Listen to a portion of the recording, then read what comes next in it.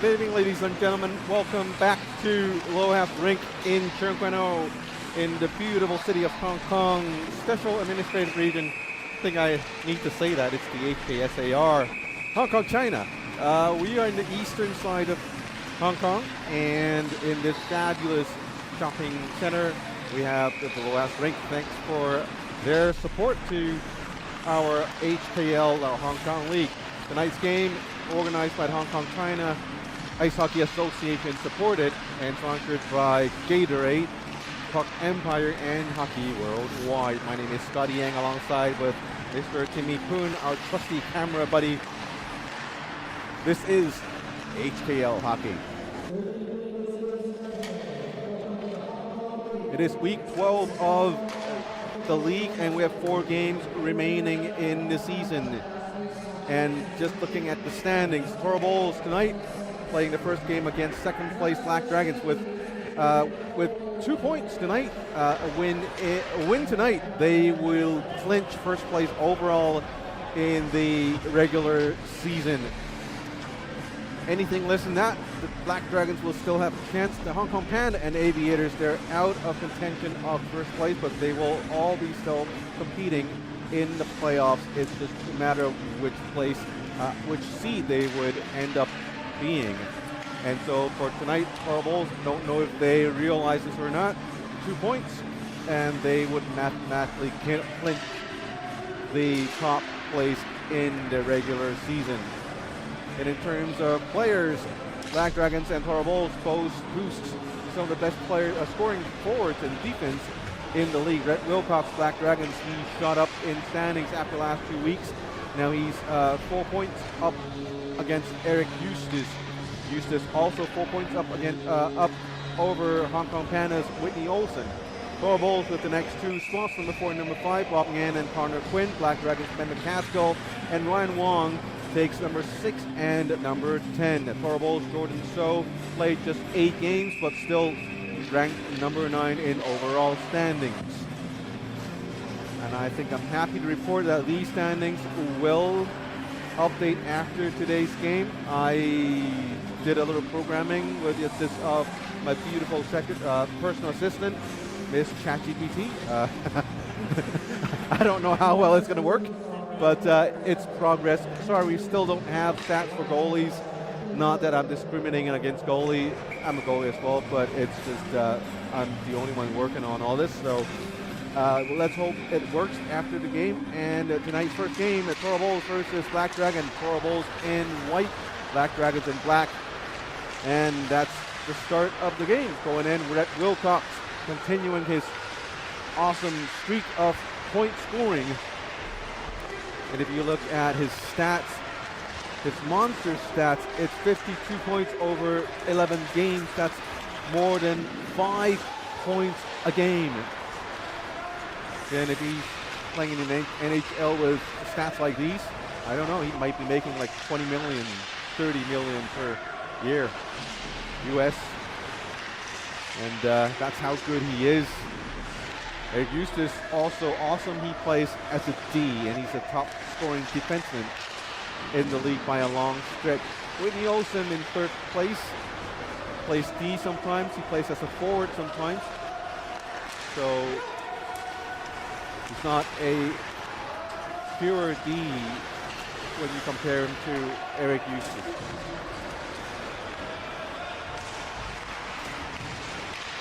Ben McCaskill on ice. Gave the puck away to Brian Gill. Now it's Jordan So going in. Nice save by the goalie.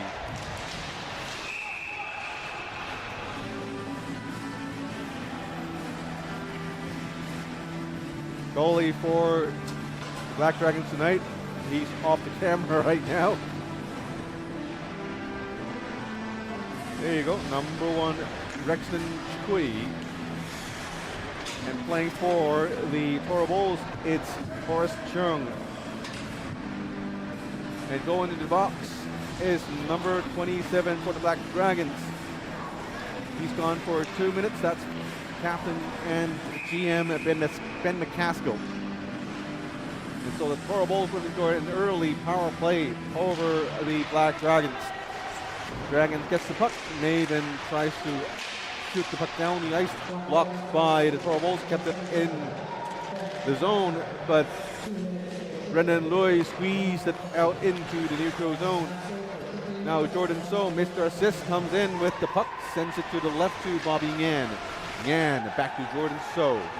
So tries to give it back to number 4, Curtis Chan, and the puck flies all the way back to Eustace in their own defensive zone. Eustace to Curtis Chan. A friendly tap from Ikeda from behind. It moves puck into his own zone. Minute 20 remaining in the power play. Snapshot, a one-timer by Eric Eustace. Puck bounced all the way back into the neutral zone. Picked up by Yan, number 27. Yan back to Eustace. Eustace looking for a pass. Gives it Curtis Chan. Misses. Puck goes back to the left side of the offensive zone. Back to Eustace to Bobby Yan. Thinks about a one-time. Hesitates. Hangs on to the puck and shoots, and they score. 1-0 for the Toro Bulls early in the game. A power play goal. Puck beats Rexton Choi clean. It goes in to the net.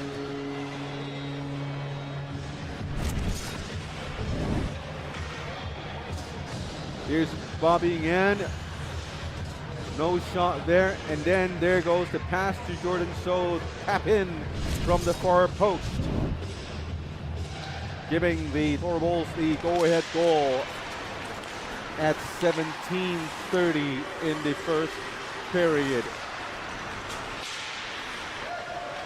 Toro Bulls inching closer to first place, and here is the Black Dragons with an answer. The shot point blank. But Horace Chung made the save.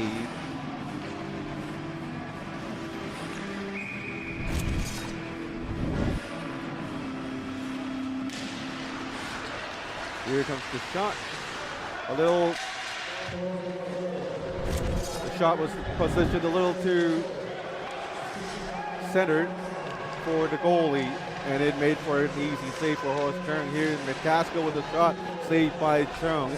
Rebound picked up by William Bobney. 3-on-2 opportunity, not a very quick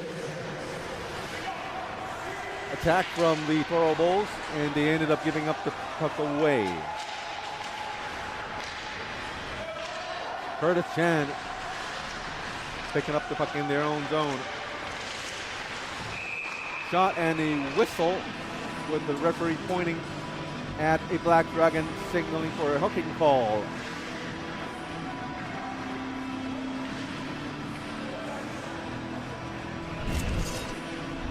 Another look at that wonderful save by Horace Chung right there. McCaskill with the shot. Pad save by Horace Chung with almost 17 minutes remaining in the game. And now we have a Black Dragon penalty to number 16. That would be Patton Lai. So that would be the Toro Bulls' second power play in the game. We positioned the camera a little higher up tonight. We did see the comments about camera position, but unfortunately we're limited by the rink right here. It's a rink designed for recreational use. It's not a rink purposely built for ice hockey, so we do not have the luxury of filming the game in the stands or on a second floor or position far away from the rink. We're actually filming rink side, so you see all these plexiglass or acrylic plastic boards around us. But we're just using whatever we can do to bring the games to the friends and families of our players. Maybe scouts around the world, maybe for the random viewer who just happens to click on to the link here. And for those who are not familiar with the HKL, this is the top level of ice hockey here in Hong Kong, or Hong Kong, China rather. And we have another penalty going on. Referee Greg Rosell with his hands up. Delayed penalty. So a lot of trouble for the Black Dragons early on in the game. It's going to be the third consecutive power play for the Toro Bulls. Here comes Bobby Ngan back to number 15, Ying Young. Back to Jordan So, back to Young. Nice pass to Ngan and a one-timer. Nice power play from the Toro Bulls. Jordan So cross ice, and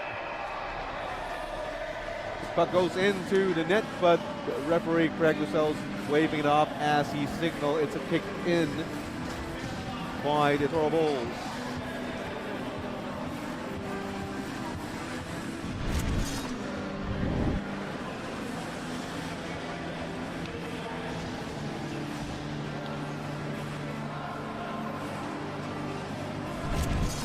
We'll take a look at the replay again. At the kicking motion, pay attention to on the left side, that's a kicking motion. Number 15, Young, coming in for attention as he turns his skates towards the net, and that's probably the reason why the referee signaled no goal, but goal or not, Black Dragons are still in the hole they dug themselves. They're going to be playing 46 seconds of 3 on 5. Eustace from So. Eustace long shot hits number 7 Ryan Lee, and Ryan Lee with a breakout.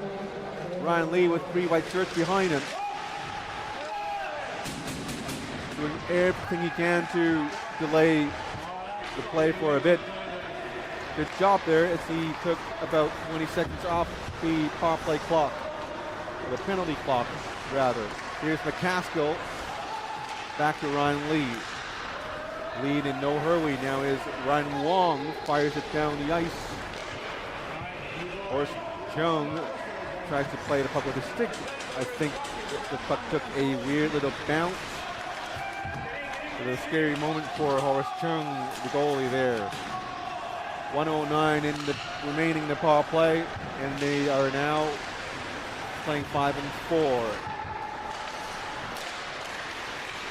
Not a lot of shots here from the Toro Bulls. Now there is Eric Eustace, long shot blocked by Patton Lai, who just came off the penalty box.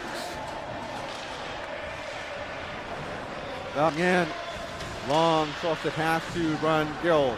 Gill crosses the blue line, hangs on to the puck, looking for a pass. Behind him is 21 Max Chow. And also Rumble is there, 5 players digging for the puck along the corner. Rumble, the puck shot, angle shot, rebound by Bagnier. Goalie made both saves, and now with Max Chow with a long shot. Rebound ended up into the corner of the Black Dragon zone. Still not out into the neutral zone yet, and now they get it out with 9 seconds remaining in the power play. 93, Kenny Lowe with the puck, runs into Ikeda. Onside play by Brendan Lui. Horace Chung, covers the puck for the whistle with 13:16 remaining in the opening period. And thanks for the fans bringing us food again. We have peanuts, we have mango, we have healthy snacks here tonight. Appreciate your support.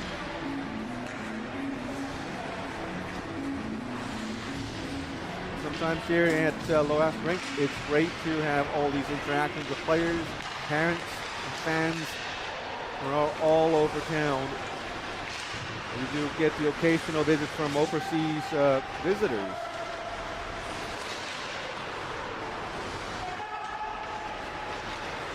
Tonight also in presence is our our favorite league commissioner, Mr. Keith Fong. Nice shot by the Toro Bulls goalie. Rexton makes the save with his pad. Rebound picked up by the Toro Bulls. Teams are back to 5 on 5 now, but the Toro Bulls do have the momentum going for a team as the Black Dragons are having all sorts of problems. Here's a check right in front of me. Ryan Lee ran into, I believe it was William Bonge, and now the Toro Bulls had a shot and saved by the goalie. Great solid hit by the Toro Bulls, by the Black Dragons. Shots on goal, 8-6 in favor of the Toro Bulls. And the Toro Bulls are also leading in the standings, leading in terms of goals, 1-0 score. Castro with the puck. Goes around his own net, makes the play to Lao Chi Lok, but intercepted by Jordan So. So misplaced the puck. Eustace couldn't find the puck in time, and Jordan So finds his own puck and brings it up into the offensive zone. Puck goes all the way around the rink to the right side to Eustace. Eustace with a shot. And now Yan with his own shot. Lots of shots going on, but not registering on the scoreboard here. And now another save by the goalie Rexton Chui. 10-6, shots on goals. Toro Bulls with the advantage here.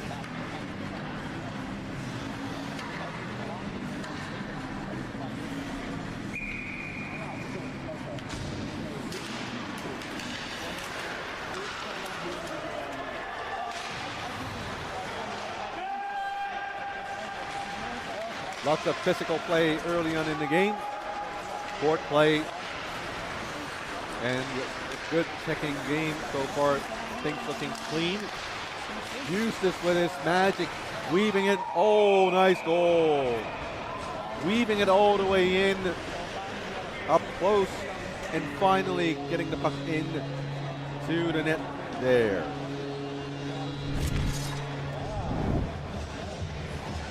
And the Toro Bulls strikes again with Eric Eustace doing all the work by himself. Look at him going past 4 black shirts. Rexton Choi made the initial save. And Eustace picks up his own rebound. Here's another angle, the initial shot, and the rebound from behind the net. Hitting the back of the leg of Rexton Choi. That's a veteran player move right there. And now the Toro Bulls are up by 2. Running away with shots on goals as well. 12-6 for the Toro Bulls, and now the Black Dragons had a great chance, but great save by Cheung, the goalie for the Toro Bulls. Long shot by Ryan Lee. Pass save by Horace Cheung. Rebound picked up by the Black Dragons, but they lost the puck around the face-off circle. Wagner with the puck. On his left, it's Max Chow. Max Chow with the rebound. Goalie made the save. Moves it up on the left side. Right flick onto the slot. But was just a little too bouncy as the player had a little trouble controlling the puck. Ryan Wong turns around, gives it to Natur. Joseph Natur on the right side, fighting off the defender in Max Chow. Chow moves the puck alongside, picked up by Ryan Lee with the shot, blocked by Jacob Rumble, sends it to Bob Yan. Yan took a look with nobody to pass, but decided to shoot the puck from the narrow angle on the right side of the offensive zone. Castro going in with speed and power. Behind him, it's Eustace. Couture beats it to Wilcox. Wilcox to Ryan Lee. Lee made a shot, but blocked by Jordan So. Now we have Rexton Koo on the left side. Rexton. Shot. Rebound. No goal. Rebound picked up by Ryan Lee with a short poke. Couldn't get the puck out into the neutral zone. Jordan So with the puck still. Jordan So into the slot. Shoots. Blocker save by the goalie. Rebound picked up by the Toro Bulls to Eric Eustace with a long shot. Blocked by Ben McCaskill to Wilcox. Wilcox on the right side, moving into the slot, backhands it. Oh! Nice goal by Rhett Wilcox. And the score is 2-1. What a goal.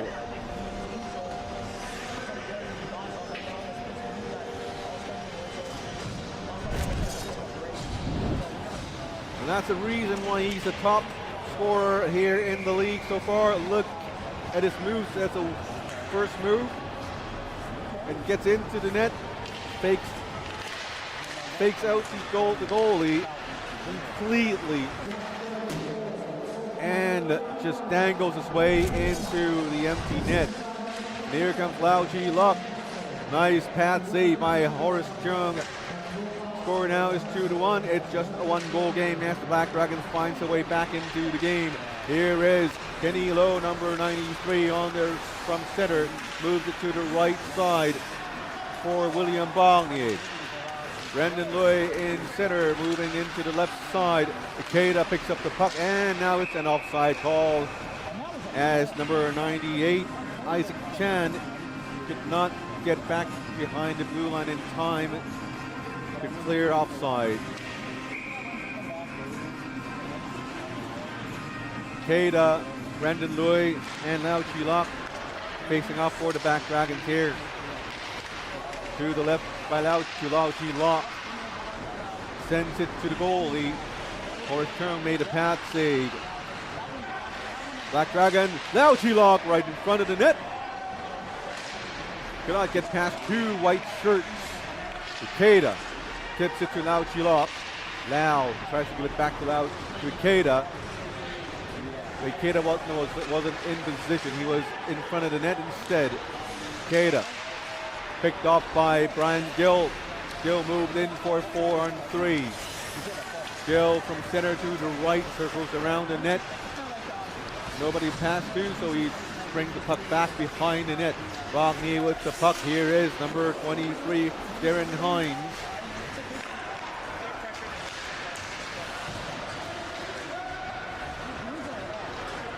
Black Dragons changing on the fly here as number 21, Mac Chow, goes in with speed on the right side. Bobbing in, sliding in center.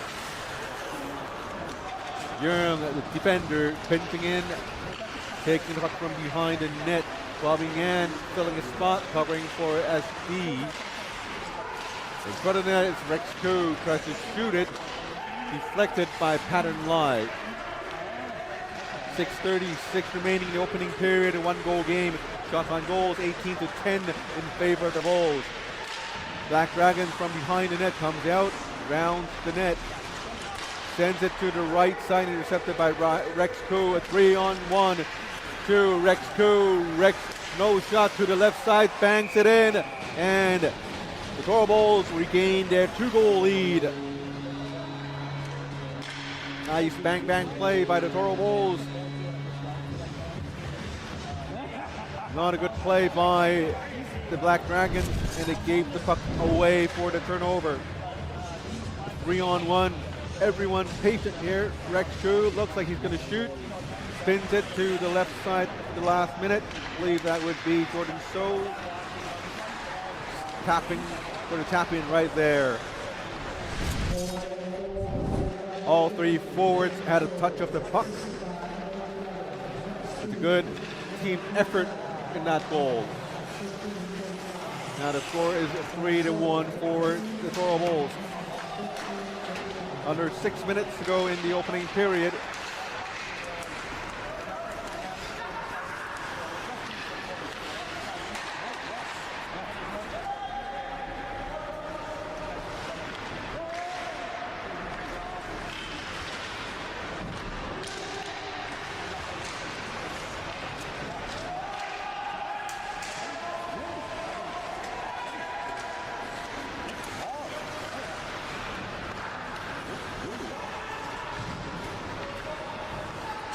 Here comes McCaskill.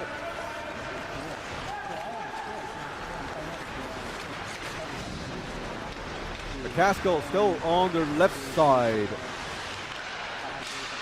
Shot by the Black Dragons.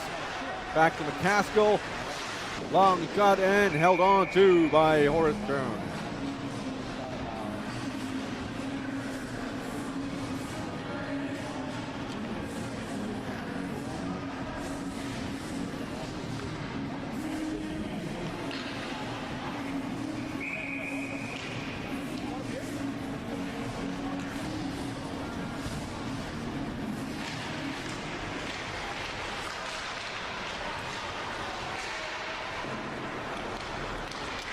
Three to one score. We apologize for picking up the secretive chat between our league commissioner Keith Fong and a person unknown to us.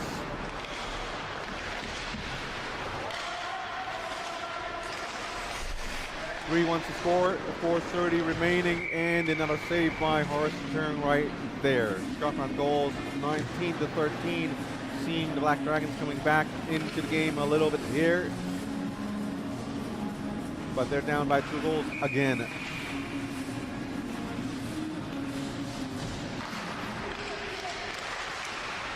Torbles taking the puck from their own zone, moves it to the left side. On the left, it's Darren Hines. Into the corner, Hines taken down by Sean Navin. No calls there. Rumble the rink with a hit on his own onto Lau Chi Lok. Now with Takeda on the left side. He has some help with Brandon Lloyd, gives it to Lau Chi Lok instead. Long shot by Isaac Chan, made great save by the goalie, he was screened. And now we have a penalty, a tripping call. And I believe it's on Darren Hines, number 23 for the Torballs. And now the Black Dragons will have a power play of their own. I believe it's going to be their first power play of the game.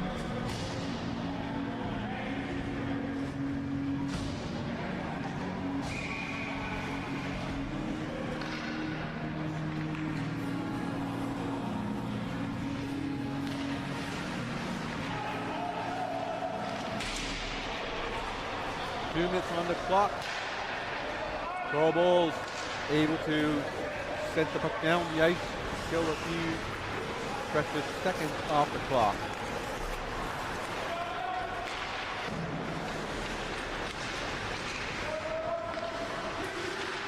Eustace from behind the net. Latour sends it down deep. Ryan Lee goes in for the puck. As both players got tangled along the boards, fighting for possession of the puck in the offensive zone. Now the Torballs clears it. Rexton plays it to McCaskill, to Latour.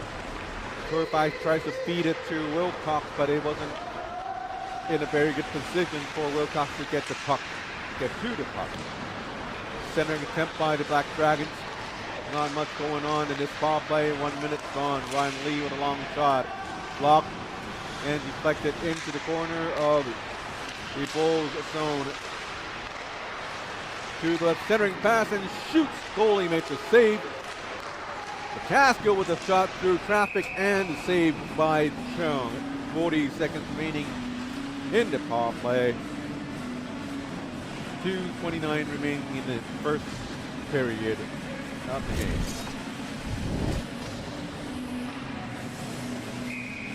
Horace Stern getting busy in the first period. Towards the end of the first period, shot after shot. Good power play overall. Not a lot of shots going on, but they're keeping the puck in the offensive zone. Now they don't anymore. Rex 2 goes in with a 2-on-3. Backhands it towards the net. Missed the net entirely. The Tour feeds it to McCaskill, but picked up by Curtis Chan. Curtis with a long shot. Rexton with the blocker save. Ryan Lee. McCaskill back to Lee. Lee skates up into the offensive zone from the left side. Goes in. Drops it back, and none of his teammates got it. And now Rex, who gets it, passes the blue line to Bobby Yan. Spins around. Looks for Brian Gill with a shot. Blocked by the Black Dragons, and that's it for the power play. Rhett Wilcox going in alone on the left side. Fantastic stick work, still keeping possession of the puck. Now he gets pinned down into the boards, and we have another power play for the Black Dragons as Rhett Wilcox, though he could not get near the net, but he drew a great power play for his own team.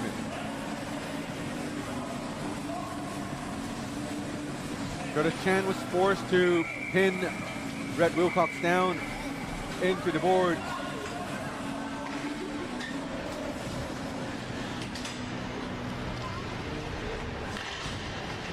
And as a result, he's going into the box. Shots on goal, 21-17, and 2 minutes of power play. We don't see the power play on the clock yet. Now we do. The Black Dragons gained, I don't know, 3 to 4 seconds on the power play. And a minute 15 remaining in the opening period. Here comes the Black Dragons with Isaac Chan. Gets it to the right side. Isaac Chan getting into position right in front of the net. Ikeda on the far side, but no passes. Now we have McCaskill going for the puck. McCaskill sends it to Isaac Chan on the left side, dumps it in. Torvalds was there first, tries to get it out into the zone. They did, and McCaskill gets it. 45 seconds remaining in the period. McCaskill dumps it in as he was met by Jordan So. Now a long pass, and Jordan So picks up the puck from the other end. Sends it back, killing another 10 to 15 seconds off the power play clock, or the penalty clock rather. 25 seconds remaining in the period, with 58 seconds to go in the power play. Great penalty kill by the Toro Bulls as they were kind of in control here. Here comes the Toro Bulls on their 2-on-1. Shoots, and they score a short-handed goal by number 93, Kenny Lowe.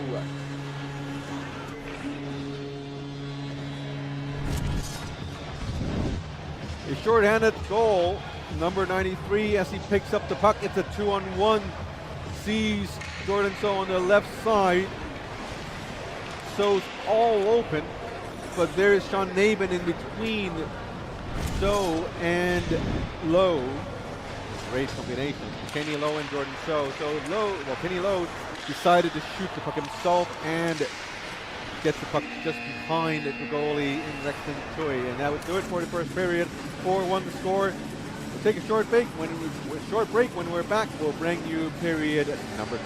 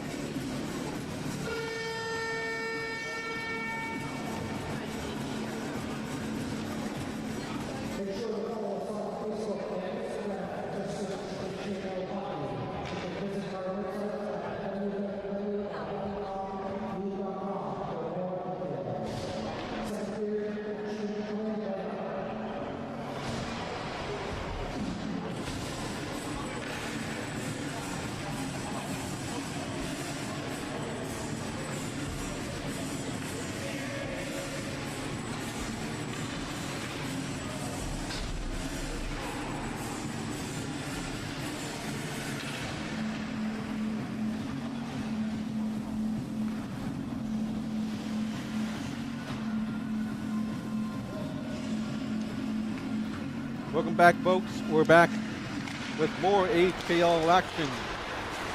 Tonight it's week 12 of the league. Bringing the first game of tonight to you. The Toro Bulls versus the Black Dragons, first place versus the second place.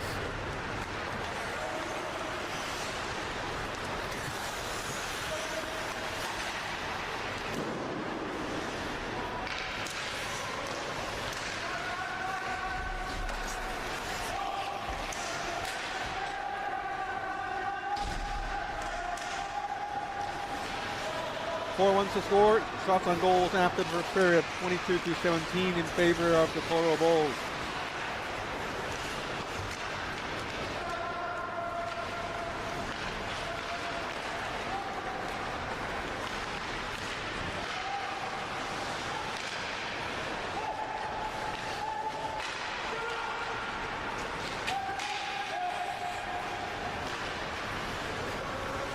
Here comes Horace Chang playing the puck. Scary moment there as he almost gave it away to Ryan Wong. Rex Koo to Curtis Chan. Very young line here. Chan loses the puck to Ryan Wong.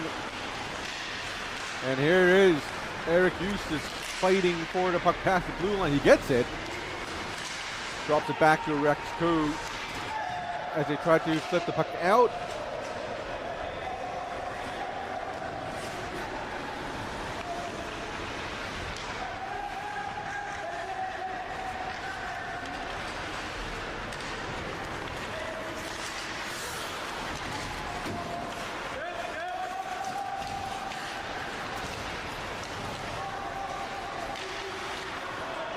Here comes the Black Dragons again.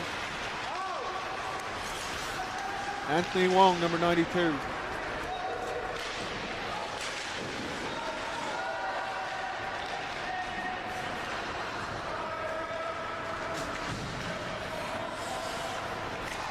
Chippy play over the past minute or two.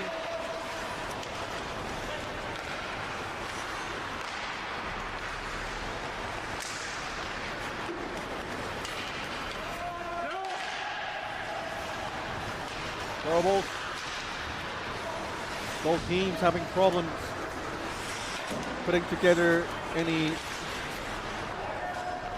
offensive chances with good quality.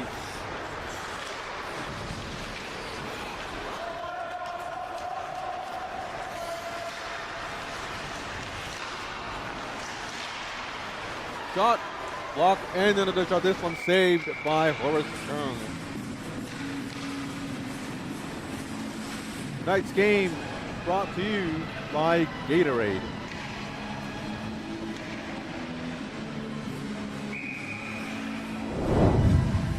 Gatorade, the official sports drink of the HKL.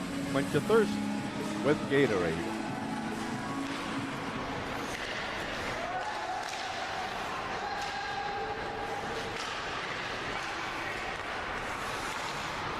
Still 4-1. Not a very eventful second start to the second period as shots on goals remain 24-18. Black Dragons have come back quite a bit in terms of shots though, but they're losing in terms of the goals department. 4-1 to score still team in white. Eric Eustace's team, Eric Eustace and Bob Yan, both co-GMs of the team, looking to secure a win to guarantee a first place finish in the regular season. All four teams do make the playoffs. Oh, that's a goal. Nice goal by Bobby Yan right in front of the net. And I think he caught goalie Rexton Choi in a bad position as well as Rexton trying to go cross. Right here. Take a look at Rexton Choi. He was sliding to the other side, but Bobby Yan got a hold of the puck and just blows it to the near side. And they've just widened their lead to 4 goals.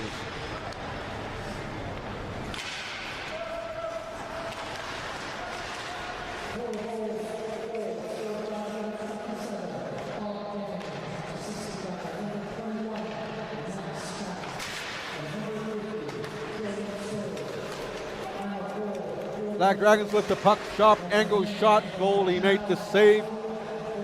Rhett Wilcox with the rebound, back to Latour. Latour tries to go give the puck back to Wilcox, and now we have the Toro Bulls with an odd man rush. Cross ice pass to the number 3, Hayes Toe. Latour with the puck. to Wilcox. Wilcox looking for Ryan Wong. Nowhere to pass. Wilcox turns around and around. Back to Ryan Wong to Wilcox. Cross-ice pass to McCaskill. Long shot. Hit the backboard. Ryan Lee dumps it down low. And Eustace is there. 14:57 to go in the second period. Now Hayes Coe with the puck on the right side of the offensive zone. Black Dragons tries to feed a long pass to Rhett Wilcox. Wilcox looking every bit dangerous on the right winger's spot. So far, luck has not been on his side. Here's a hit from Ryan Wong.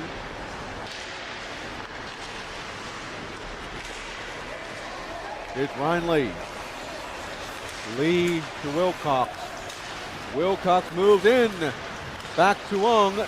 Shot, goal. He made a pat save. Rebound picked up by Sean Navin with long shot. Missed by everyone. And now the Black Dragons gave the puck away. And Jacob Rumble moved it out into the neutral zone. Anthony Wong tries to get it into the offensive zone. Picked up by Jacob Rumble. Rumble tries to feed it in. Navin turns around. Backhands it along the board. Lucas Lau to Chris Antonelli.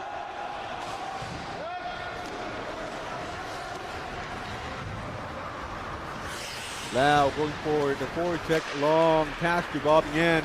Yan 2-on-3 right there. Goes past. And a nice save by the goalie. And there is a penalty.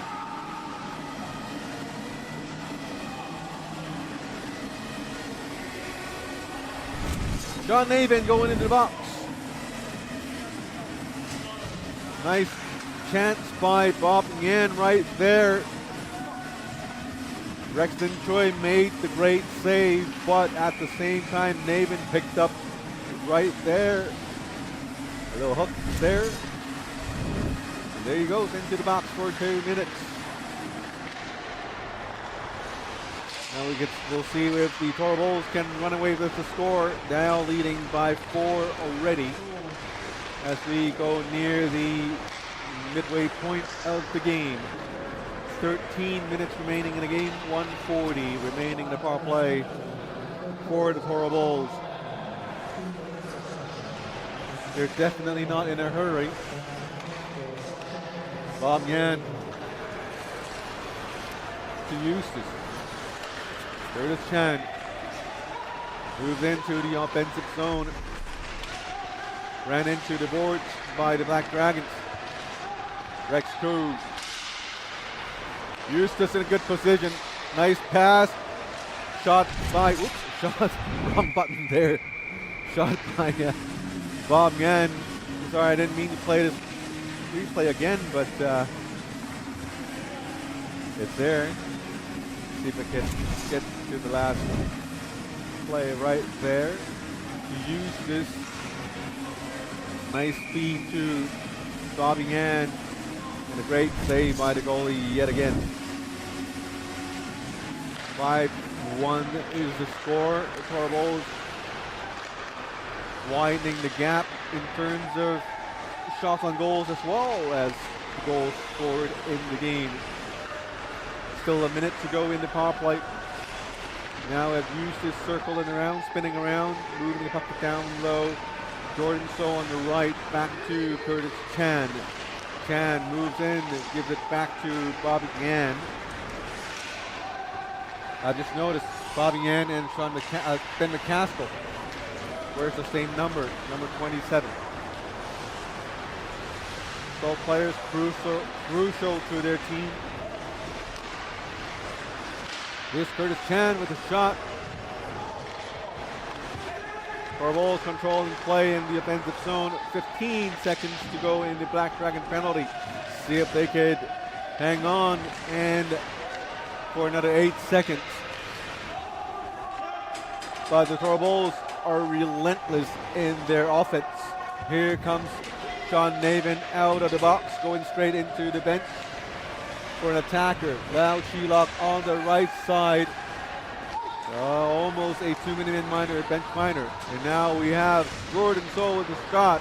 This is slightly wide, or goalie Rexon Choi might have had a piece of it. Bobby Yan with a long shot through traffic blocked. Now Black Dragons has it. This is Wilcox feeds it to Natur. And now we have a whistle with 10:47 remaining in the second period.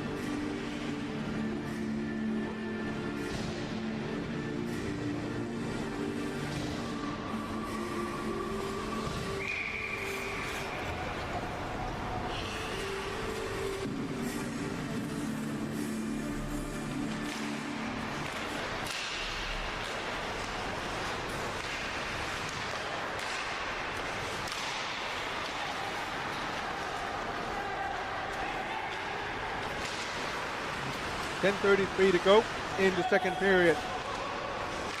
Black Dragons let the puck, sent it to Wilcox, missed it. Puck goes all the way down the ice.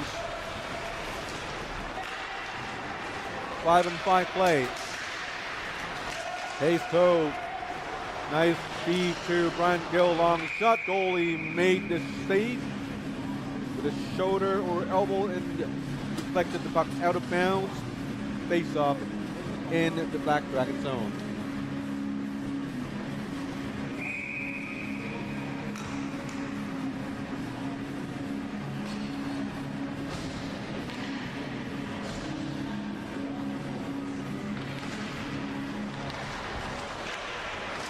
Nice shot by the Corvallis in front of the net.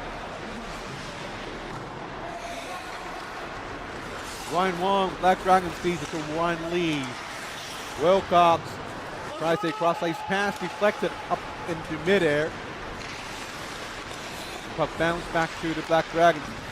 Ryan Wong tries to force his way past Max, past Ying Young. Oh, that's a goal. You hear the ping sound, it's off the post. As my goalie coach told me, anytime you hear a ping, it's going to be a good goal.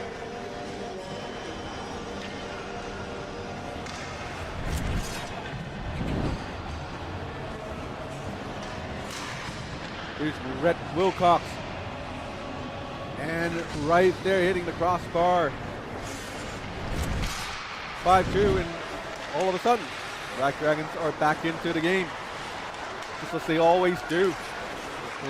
Such an interesting team in the Black Dragons, as they always try to find a way back into the game no matter the situation.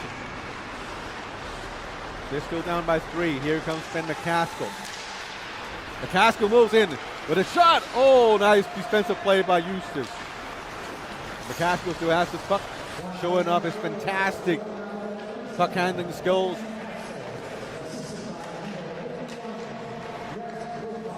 Takeda behind the net. Could not catch Curtis Chan.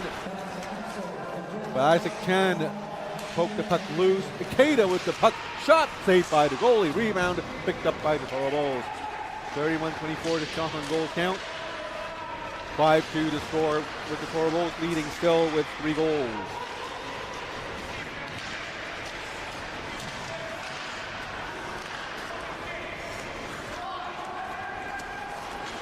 William Bongi with the puck. Goes in. Rumble. Backhand centering pass. Goalie made the save. Rebound picked up by the Black Dragons. 8:15 remaining in the second period. Black Dragons. Ryan Lee sends it back out into the neutral zone. Curtis Chan hangs on to the puck, feeds it back to Eustace.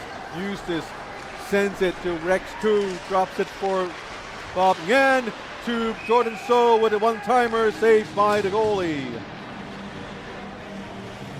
Lots of nice saves here in the game, as both goalies performing exceptionally well. As Rexon Choi was able to catch Jordan So with that shot right there.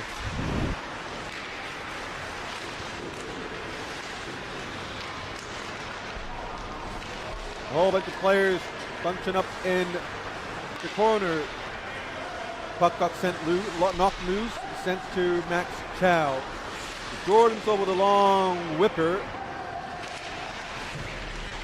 Young moves it back to Bobby Yan. Ryan Lee with the icing attempt, but blocked by the Toro Bulls. Sends it back in down deep. Jordan So with the puck, protecting puck. And a little hold there by Sean Navin. No calls by the referees. At least I don't see any arms up. Patton Lai sends it in for the change as the Black Dragons sends their top line out with Natur, McCaskill, Isaac Chan, Ryan Wong. Here comes McCaskill with a sharp angle shot saved by the goalie and hands on for the faceoff. 6:57 remaining in the second period, 5-2 to score.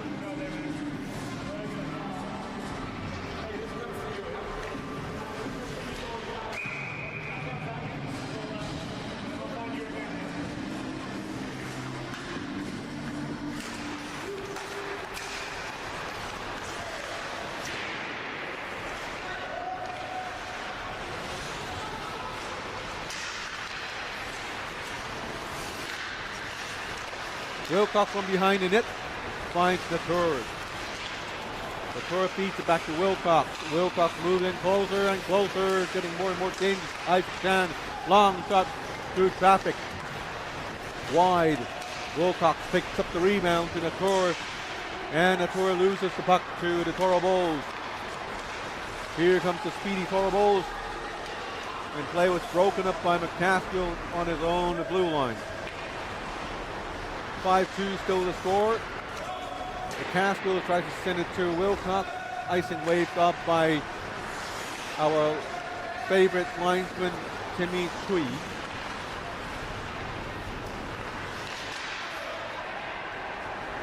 Goalie made the save, and the puck kind of bounced off his pads as he was having trouble covering the puck. Ended up losing the stick and grabbing it with his right hand.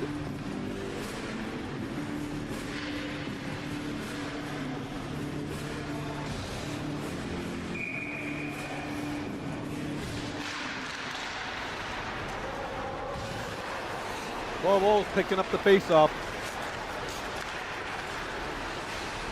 Darren Hines, long shot, this one wide. Rebound goes all the way back into the neutral zone. 3-on-3 opportunity. Ikeda with the puck. Bending off Curtis Chan from behind. Black Dragons turns around, tries to send it back into the slot, but picked up by the Toro Bulls. Now we have 3-on-2. The play broken up as Kenny Lowe scored a beauty early in the game. Sends it down low and goes in for Kane. Curtis Chan to Eric Eustace. Back to Chan. Down deep. Slow. Nice save and nice shot. Goalie made a great save. Still 5-2 with 5:02 remaining in the second period. Fabulous play from the Toro Bulls right there.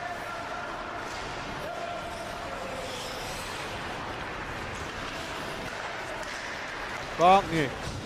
Base toe. So I think he has a new haircut. Much shorter hair, I think.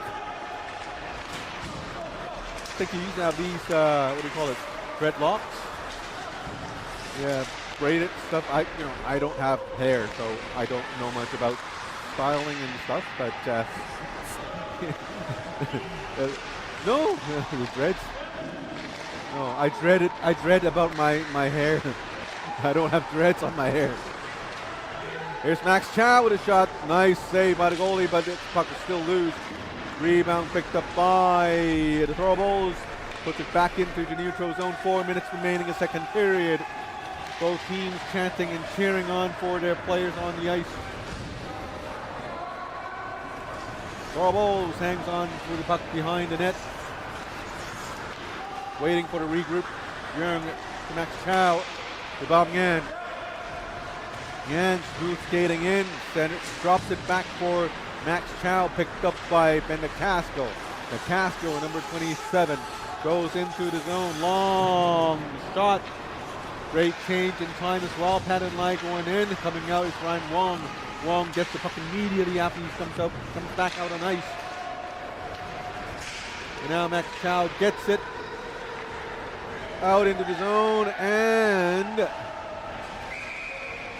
we have whistle. 3:13 remaining in the second period. Still the 3-goal game. The Torballs leading game.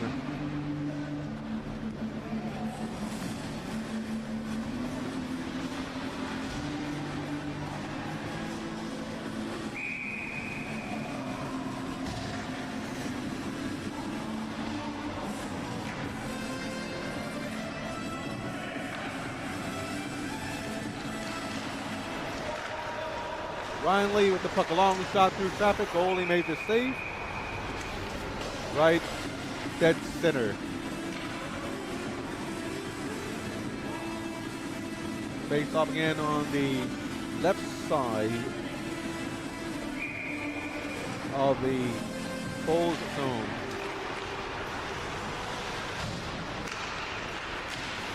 Now we have Ryan Lee in front of the net.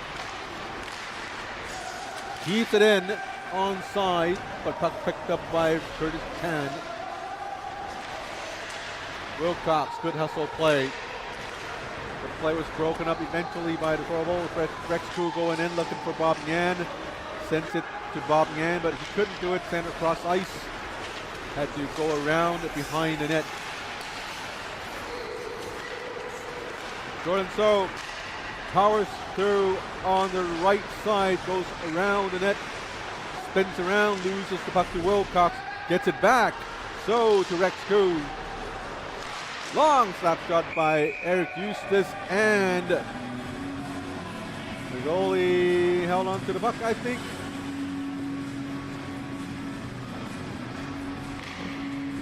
.220 remaining in the second period. Right there, some shoving going on in front of the net. Goalie made the save. Ooh! McCaskill with a huge shove into the spine. What do you call it? In a nap behind the back? Is that what you call it? Love tap. Well, that's what you get when you stick yourself in front of the goalie. And veteran players will find all sorts of ways to kind of nudge you away without the referees noticing. And it goes without saying, Ben McCaskill. Mr. McCaskill is a very, very experienced player with a whole lot of international playing experience. And the Torballs gets called for a penalty. Going into the box, Darren Hines, second personal penalty if I remember. And now the Black Dragons get a lifeline. It's down by 3 goals. With 2 minutes of a power play and a minute 51 to go in the second period. McCaskill with the puck. They send their power line to McCaskill.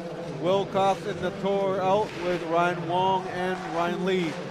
Top 5 players of the team all out on ice for about 2 minutes, or at least until the period ends. Wilcox from Nator from behind. McCaskill. This is McCaskill back to Wilcox. Nowhere to send the puck. McCaskill with a long shot saved by the goalie. Rebound picked up by the Torballs. Another shot by Ryan Wong. This one wide.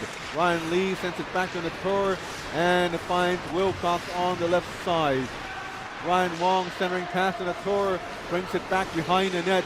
Nator, oh, not a good pass to McCaskill, but almost gave it away to Darren Hines. Minute 10 remaining in the power play, 56 seconds remaining. Now we have a breakaway chance. Shoots, goalie made the save and covers it up. Immediately sends it back to Wilcox. Wilcox to McCaskill. McCaskill goes in sharp angle shot. Rebound picked up by Nator. 42 remaining in the second period. Seconds, that is.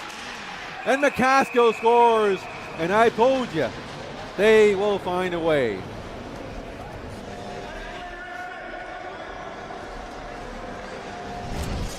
And it's none other than the captain, Mr. Clutch, Ben McCaskill, going in. Getting the puck from the tour, sends it in, picks up its own rebound, and puts it into the net. Used from another angle. The initial shot picks up its own rebound, puts it in. That's how you do it. So after you shoot, don't just adore and enjoy and look at the beauty of the shot you had just made. Go for a rebound. Do whatever that could help your team. That's what Mr. McCaskill just did. Now we have a game 5-3. 10 seconds remaining in the second period. Shirley, Antonelli comes in, centering pass to the Black Dragons. Another centering pass, nice defensive play to break up that dangerous opportunity, and that would do it for the second period. We'll take a short break. When we're back, the third period of the game.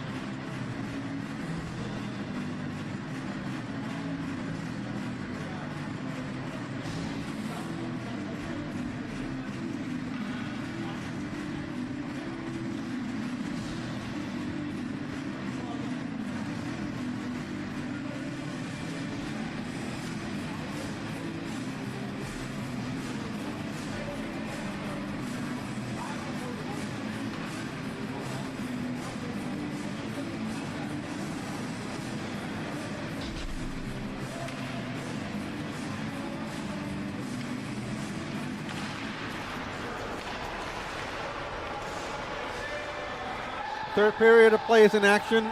This is HKL hockey here at Loas Rink, organized by the Hong Kong China Ice Hockey Association.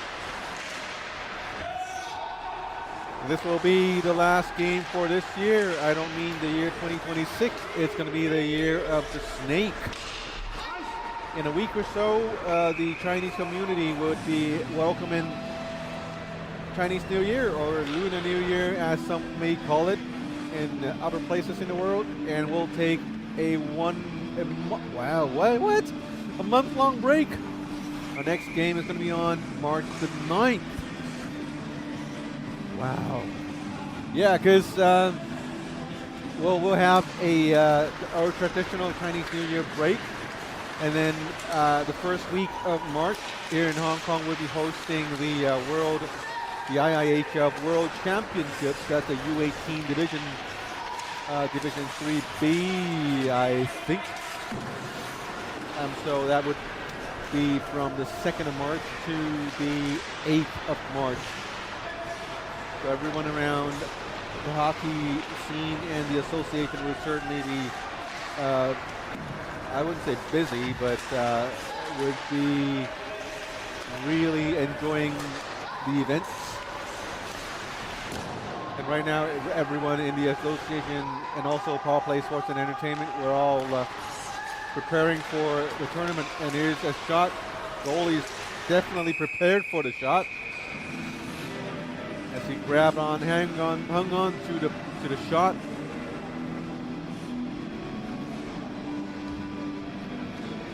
And while we're at it, don't forget to visit Puck Empire, your number one source for North American hockey news. Canuck fan, Leaf fan of a team in a selling market, you know. Visit Puck Empire on your favorite social media platform. Think their most I think their focus is on Instagram. I think they're nearing 200K followers. And for all your North American hockey needs, could be your favorite NHL team, your favorite local AHL, WHL team, or maybe perhaps it's some of the Hong Kong players looking to make a name of themselves in the lower leagues, in the juniors in North America. You could find them in Puck Empire.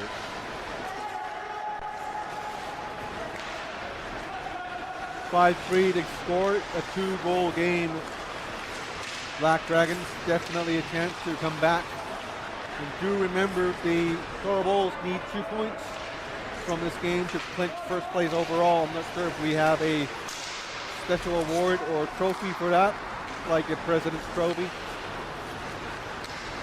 If we have one, it's probably going to be the Keith Fong Trophy or the Commissioner's Prize or something. I'm sure he's going to cough up something for that. Finishing first place, yeah, will also guarantee a better schedule and opponent in the playoff rounds, as the first seed will play against the 4th seed.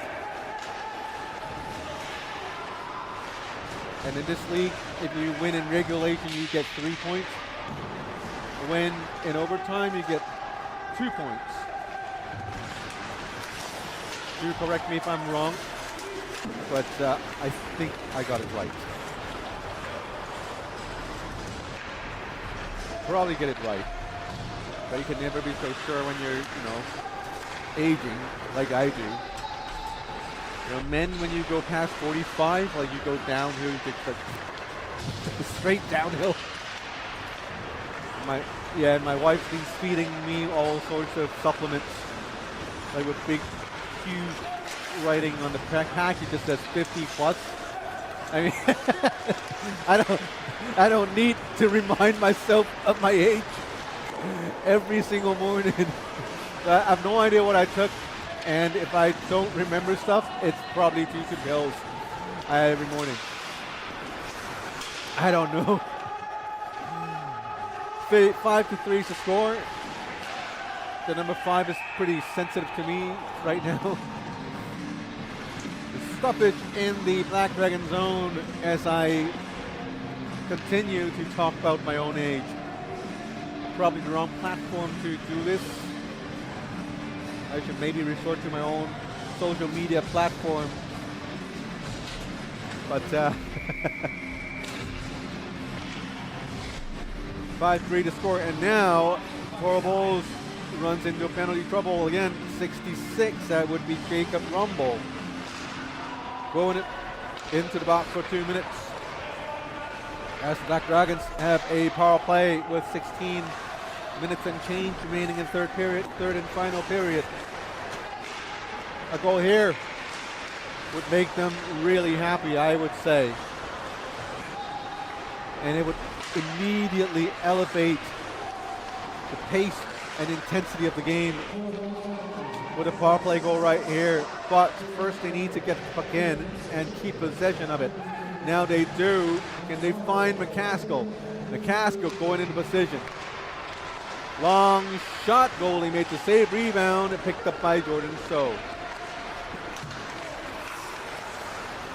Younger players tend to get a little impatient with the play, as Isaac Chan made a decision to shoot while the Black Dragons were setting play up in the offensive zone. 50 seconds remaining in the power play. Here is Latour with the puck. Wilcox is in the far side. Oh, nice centering pass to Ryan Wong. Nice tip, but the tip was out of bounds with 43 seconds remaining in the power play.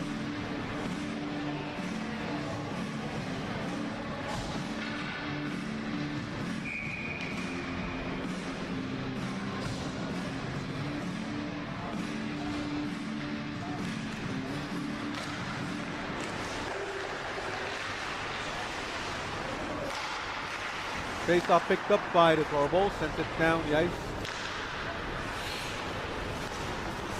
McCaskill with the puck, 31 seconds remaining in the power play.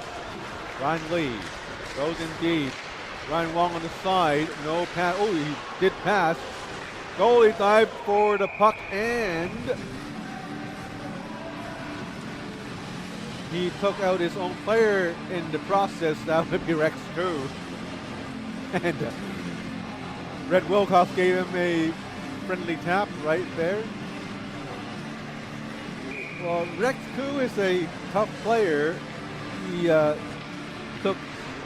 He's always taken a lot of abuse up and down the ice. And today, interestingly, there's not a lot of bodily contact on Rex Koo. And it's Hollis Jones that gave him the check right there. And that would do it for the power play. Score is still 5-3. Not much. Oh, here is Ying Young running over Red Wilcox, and we immediately have a whistle. And that's on Ying Young. Red Wilcox with his helmet off. Now, Ying, he's not going anywhere. He thought he's going somewhere. And the referees were there to attend to Red Wilcox first. And now,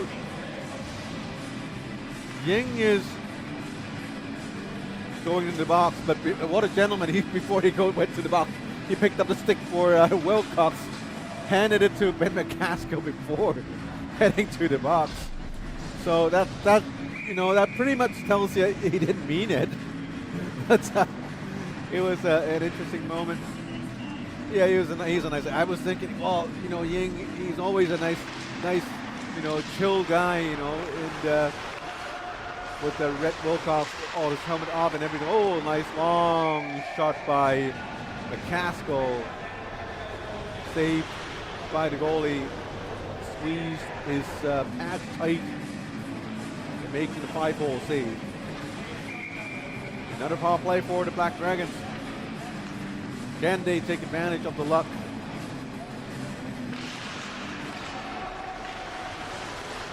McCaskill runs along the blue line. Looking for a chance. Long shot through traffic. This one saved by the goalie. I think, yes. Held on to the goalie, by the goalie on his trapper. Minute 39, this power play much better than the other one. McCaskill dominating play here to Ryan Wong. Bangs it off the board, down low. Here's Latour, back to McCaskill. Skates along the blue line again, back to McCaskill. McCaskill with some space here. Deflected out of bounds and face off in the Toro Bulls zone again. Now the Bulls send their top line out with Bobby Yan and Jordan Stowe. Eustace in the back. And on the other end, young number 4, Curtis Chan. So the best players for both teams are out on ice now.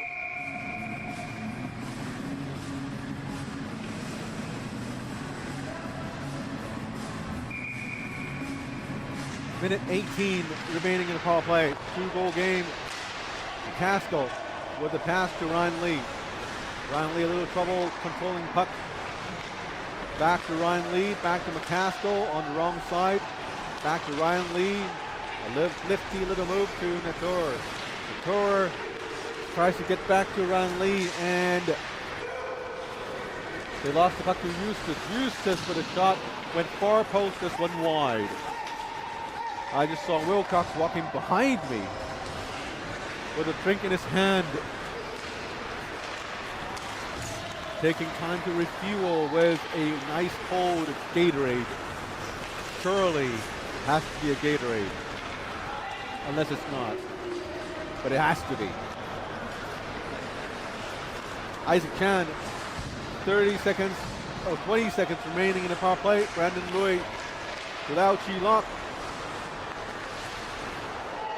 McCaskill, sharp angle shot saved by the goalie. Horace Chung making quite a lot of good saves here. And now Ryan Wong goes in back into the bench for a change. As the Black Dragons put out their second line back onto the ice. And that would do it for the power play. And here's Chris Antonelli. This second line for the Black Dragons. They're not as fast, but they are chippy. They can score, as we saw last week or 2 weeks ago. They were able to put in the puck when they were presented with the chance.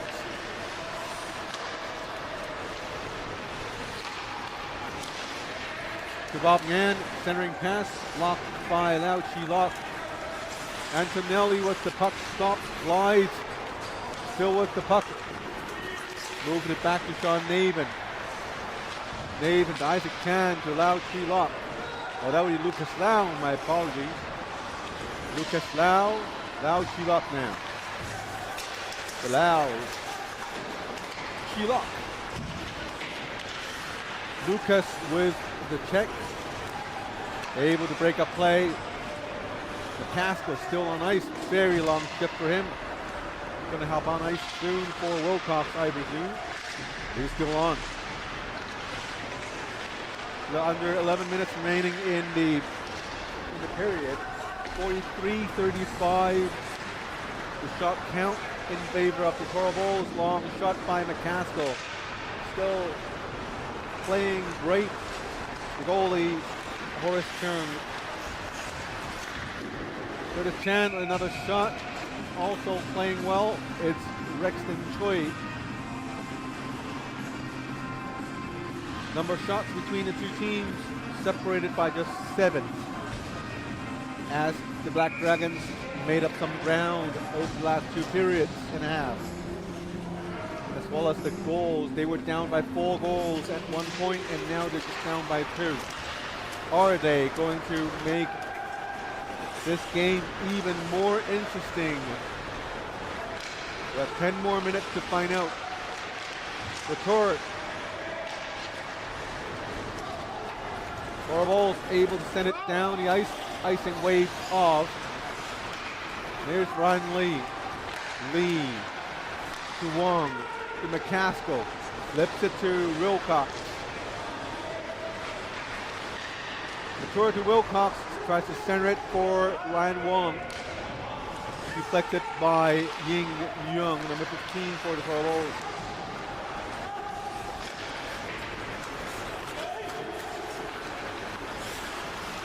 It's Bob Yan. Yan tries to make the pass. Deflected by the Black Dragons. Now Rhett Wilcox has it. Looking behind him, waiting for support. Drops it for Ryan Wong. Wong to Ikeda.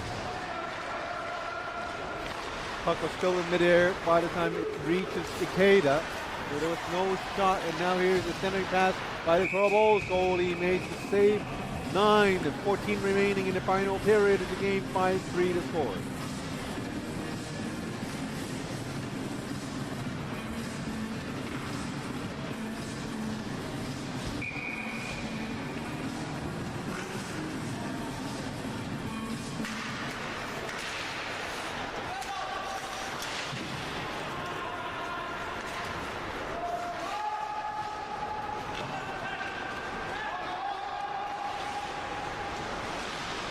Icing waved off, it was touched.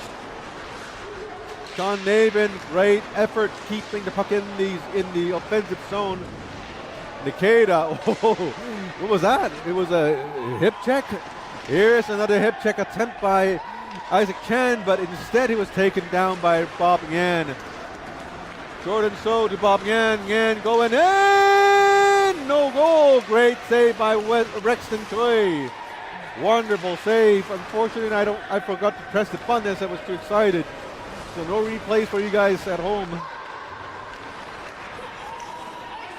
Here is an icing call, and they get it. Face off back in the Bulls zone with 8:20 remaining in the game.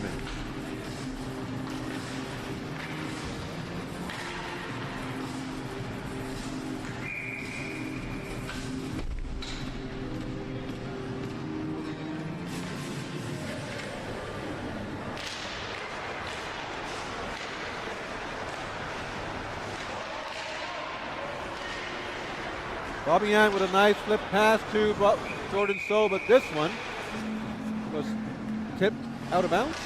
Yes, it went into the Black Dragon bench. Face off back into the Bulls zone as Bobian almost took out a Black Dragon player in the head.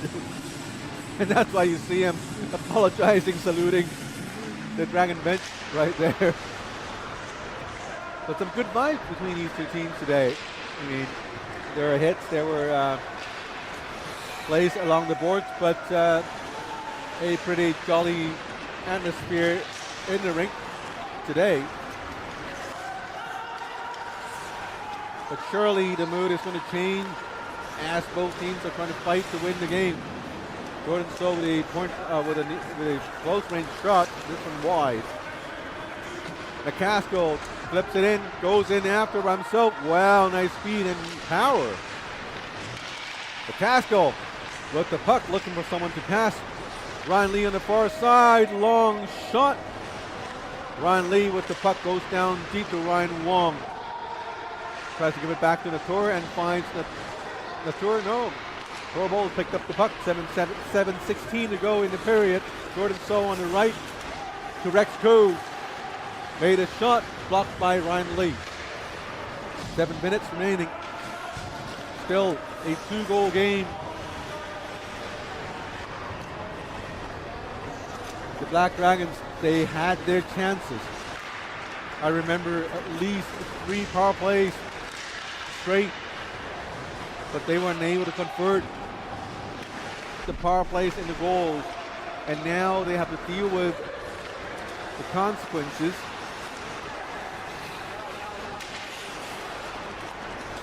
The time ticking down, 6:30 to go in the period. Wilcox tried to move past Eric Eustace. Now he's being pinned down onto the boards by Ying Young. Isaac Chan to Ryan Lee. Off the boards to Ryan Wong. Wong. Unable to control the puck. Here is Brian Gill. Eustace. Back to Young. Both teams missing players, but a healthy bench I can see from both sides. At least 6 to 7 spare bodies on the bench. So stamina shouldn't be a problem in the final stretch of the game. We're seeing players are customizing to the checking rules in the first season here. Seeing more and more good quality shots. And that one is probably going to be called, but I wasn't sure why. And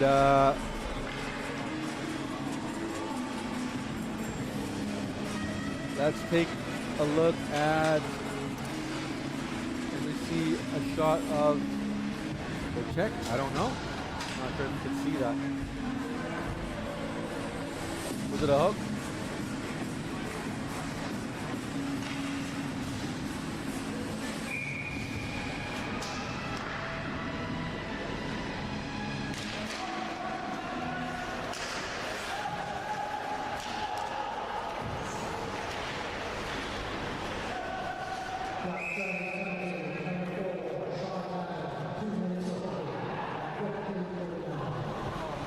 That was the check from before.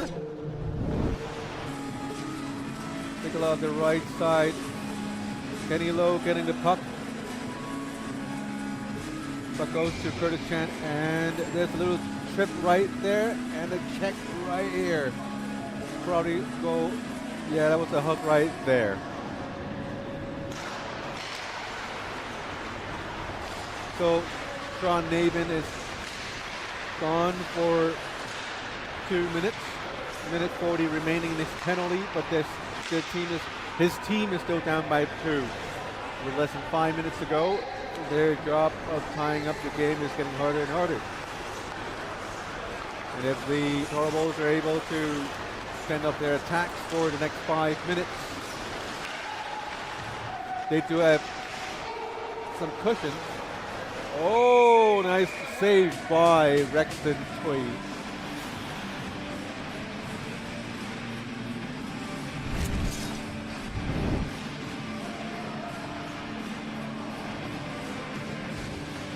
Here comes Jordan, here comes Eustace.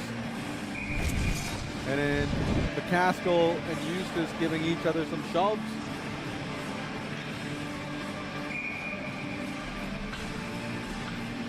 One minute, 17 seconds remaining in power play.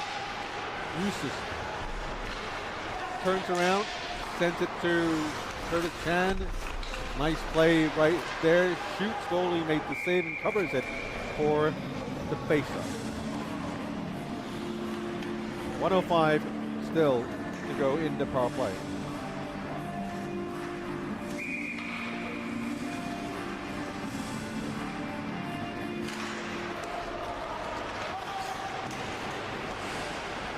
Eustace could not keep the puck in the zone. Horace Turn comes out and play the puck to Curtis Chan. Under a minute to go in the power play, and now Jordan So's getting to the puck. Somebody's yelling for ice, but there's no icing called. The Black Dragon bench still complaining about the non-call. Here's Bobby Ngan, cross-ice pass to Eric Eustace. Eustace down low to Curtis Chan. Tries to get it back to Jordan So. Now he does. Rex Koo going back behind the net, skates around, looking for a target. Finds it in Curtis Chan. Chan tries to give it back to Koo, but instead he whiffed on it. Play along the corners. 3.5 minutes to go in the game. Here's a check attempt by McCaskill.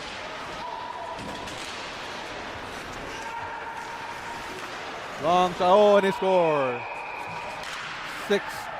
6-3, and that might as well do it.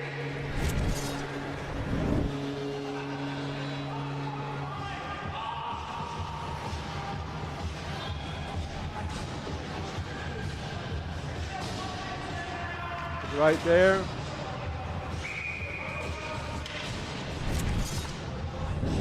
Far post.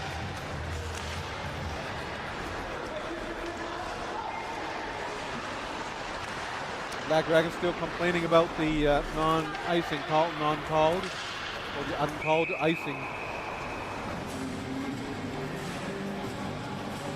The reasoning without the, well, with icing, there would never have been the goal.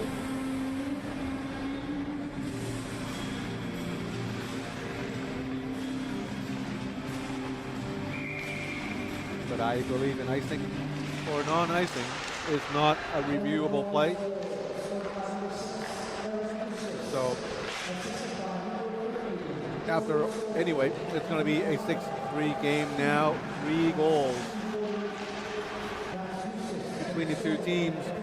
The Black Dragons still have a chance to tie it up, but they would have to score pretty soon.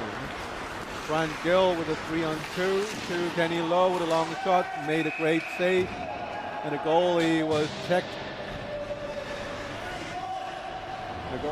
The Black Dragon bench very upset about that. They ran into the goalie, said Timmy Tweed. No, Timmy Poon. That's right. Well, I would say it was an intentional check. Just look on the right side as Hayes' toe was kind of shoved in by Isaac Chan. So it could be said both ways. I'm sure there's a bit of something from both sides. And in this situation, the goalies took the worst part of it.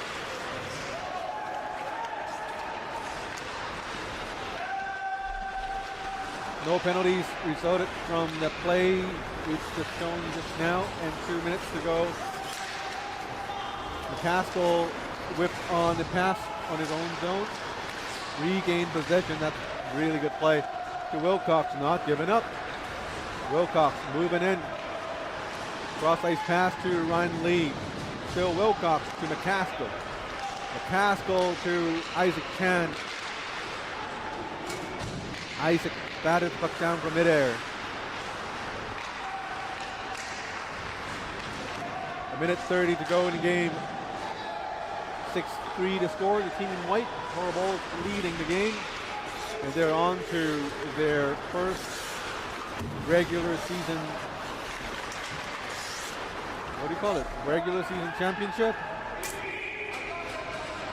Yeah, President's Trophy, if there's such a thing. Or the Keith Fung Trophy. Now he's going to make it. Or it can be the Sherman Chan Trophy.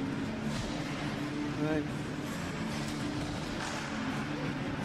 It could be anything. It's the first overall finish for the Horribles. And with just a minute and 16 seconds remaining, I really don't think the Black Dragons are going to come back and tie it up. But hey, you never know. Because we have Wilcox. Wilcox going in and shoots. This one's off. Goalie made, I think he had a piece of it. And now Darren Hines shoved Ryan Wong into the boards. He did help Ryan Wong up and apologize. But the Black Dragons bench not happy at all.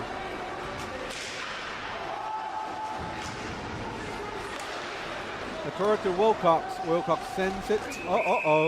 Here's a little tussle right here. And punch is thrown. That's not good.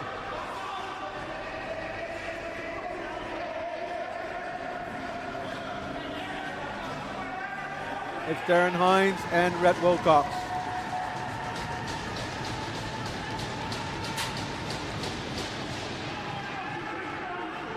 There's no doubt Hines been playing physical this game. It's going to be his third personal, or at least his third personal penalty, but with just a few seconds, about 35 seconds remaining in the game, throwing punches, I don't think it's a good idea for the Black Dragons. And now the referees are going to have a little huddle and talk things over. It's not, well, it's not just the last 5 minutes. It's I don't know. It's a fighting major, so it's probably going to be probably going to be a suspension. So now, see if we could play the whole thing out. Here's the tussle. I never thought I'd be able to do this.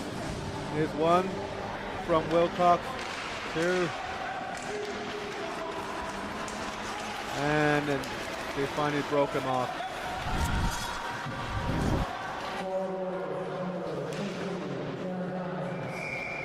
That's probably not fair to just show what happened during the fight, but maybe I should be showing what happened before.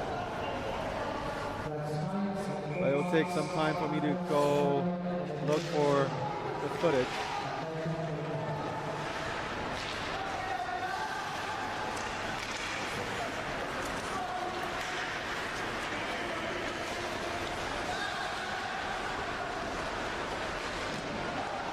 Eight more seconds to go, and that should do it. The Toro Bulls acclaimed first place overall in the regular season, and they will finish first place overall as they will wait 4 more weeks, well, 3 more weeks to see who they will face in 4th place in the playoffs. And just before we let you go, let's take a look at what happened. We did not get all of it. Take a look at the left corner, and that's Hines going into Wilcox right there.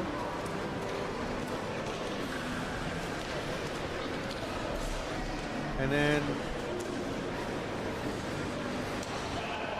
and that's tough.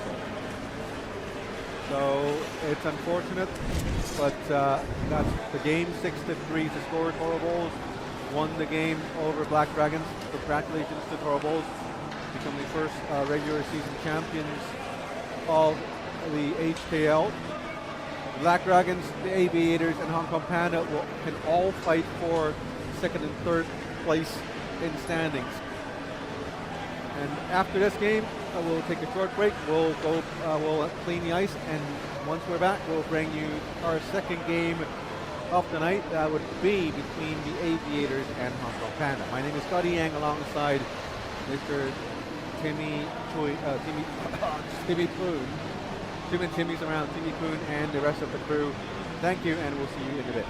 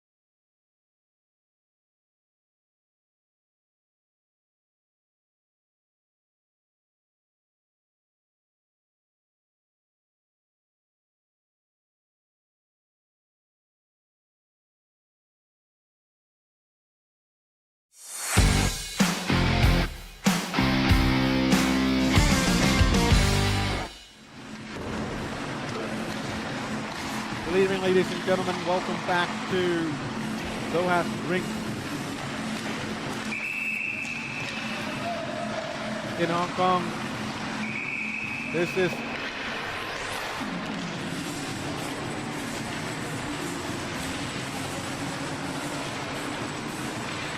sorry, just had a player asking for Gatorade. You don't happen to have Gatorade here, eh? No. Well, this is a good time to welcome our sponsor, the official sports drink of the Hong Kong League.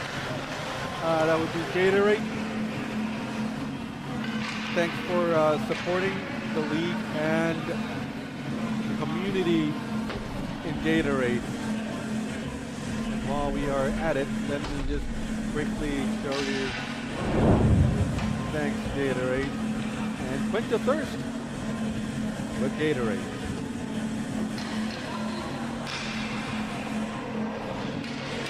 I'm updating the standings in the background. I'm not talking at the same time. I can't see too many things at the same time. We're testing this new system. It updates everything. And moment of truth. Get the Gatorade out of the way first. Ta-da! Updated standings. Thoroballs and Black Dragons. Thoroballs now with 31 points. Nobody can catch them anymore. So they are going to be the champions of the regular season.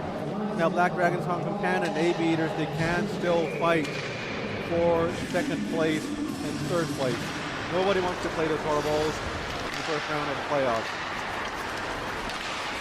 And tonight's second game is underway. We'll show you the individual player stats in a bit. Game right now we're watching is the Hong Kong Panda versus the Aviator. The Hong Kong Panda, partly owned by Hockey Worldwide and Hockey Empire, and now it's a good time to slide in Hockey Worldwide, your number one source for international hockey news. Have you ever noticed here in Hong Kong this year, 2026, there's no Winter Olympics on TV? We do not. No, we do not. None of the broadcast stations have put in a bid for the Winter Olympics broadcast rights, and for the past, I think, 4 to 8 years, a lot of major sporting events around the world has been bought by the government with public money. So I think the broadcast stations are kind of expecting the government to come up with the money again, but this year they didn't, and no one bothered to submit a bid.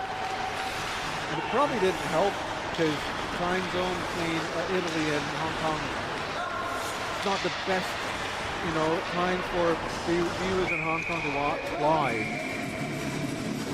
So this year there's no live broadcast of the Winter Olympics here in Hong Kong. I know. I've heard, fans and my fans. Sorry, I do have some fans. my fans asking, because I've been doing covering Winter Olympics for 20 years now. Since 20 years ago, 2006. Interestingly enough, that was also the Winter Olympics in Italy. It was in Turin. And this year in Italy, everything stopped.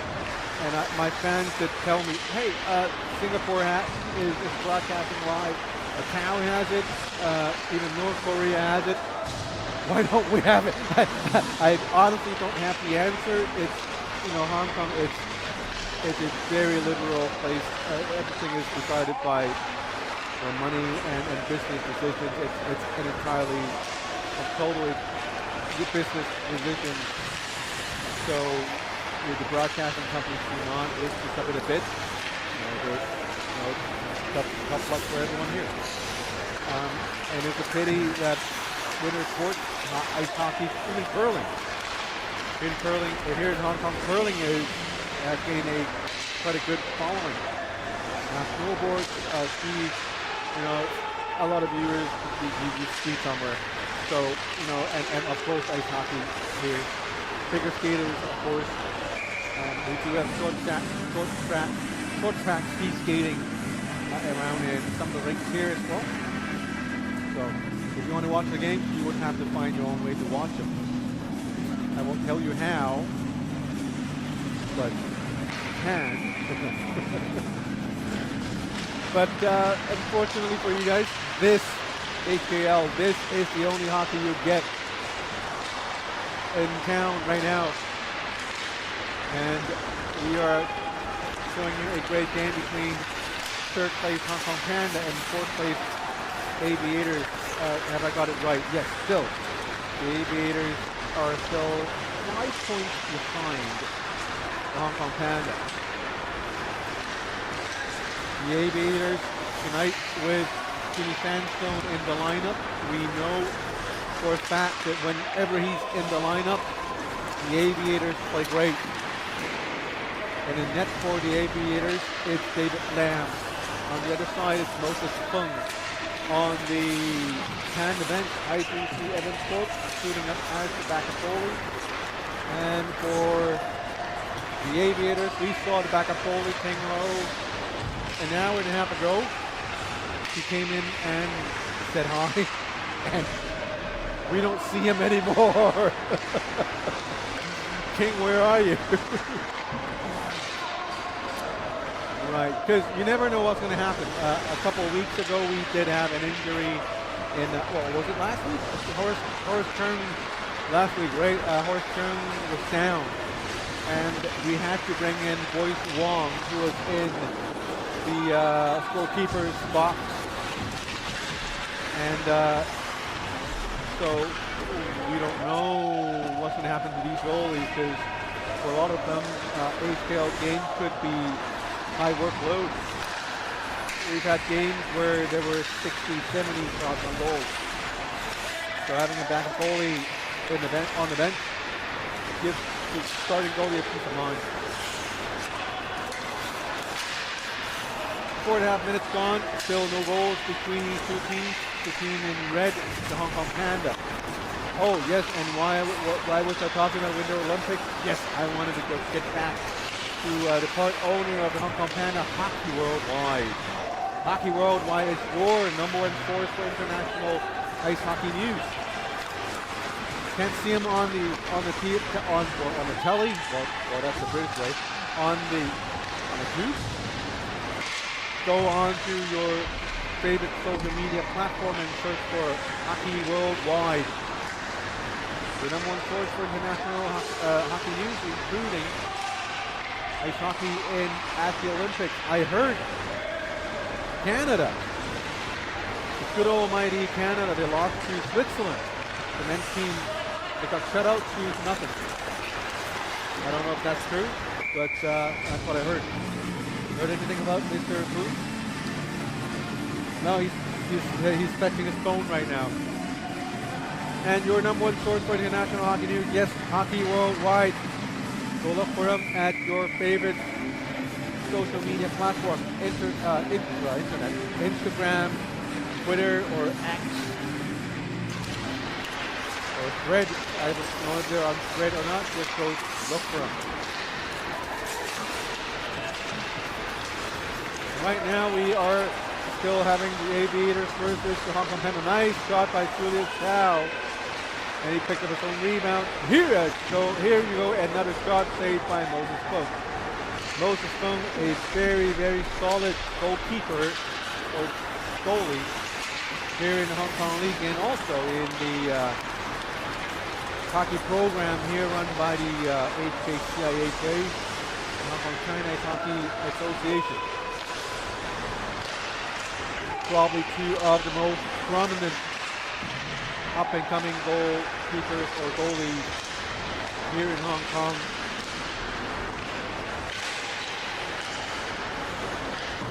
Sure there are. Oh, here's a shove by Dave Bellucci as Joe Chen ran into him, and Bellucci just pushed him away with his own fists. Sure, Belushi would be arguing, hey, Joe Cheng came into me. I was just defending myself, and it was probably his gloves. The outgoing motion of the gloves, pushing him down. That gave him a penalty, and now the Hong Kong Panda. A 2-minute power play over the Aviators. With Belushi going to the box for 2 minutes. Yami back in action after missing at least a game 2 weeks ago. I wasn't sure he was here last week. He was sorely missed. Olsen, number 3. GM of the team, plays right now in a defensive position. Playing point along with Yam Yi. To the left to Yam, back to Olsen. Olsen with a shot, goes high and he scores. 1-0 for the Hong Kong Panda. An early power play goal against the Aviators captain and GM.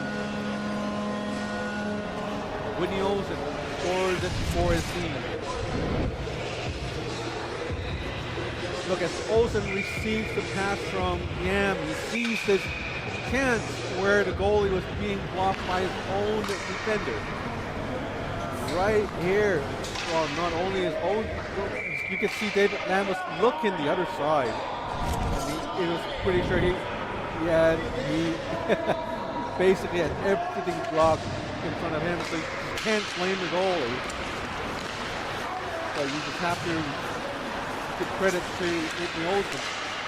He found the perfect time to make the shot and putting it precisely in the position he wanted to. So that was a great shot by Olsen, number 3 on the Hong Kong Panda.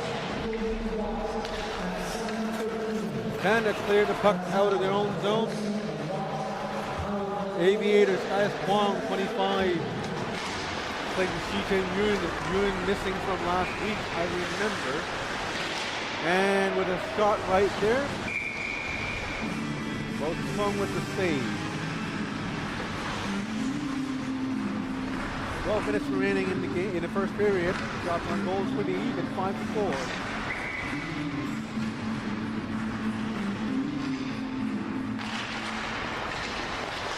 Top player in this game, it has to be Mr. Whitney Olsen. Olsen is currently 4th in the scoring race with 42 points, 21 goals, 21 assists, about 4 points per game. For the Aviators, it's Mr.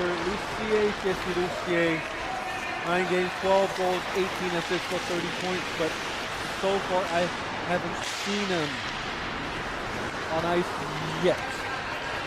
He may as well as he may be out of the lineup for tonight's game. Looking at the bench, I'm pretty sure they are. Here comes Belushi out of the box after the power play goal. Wide smoothly, puts it to the left to number 21, Leon Ruel. Long shot, goalie made the save, bad rebound, but picked up by one player. Ji Chen Yun spins around and shoots. Moses Fung with the save again.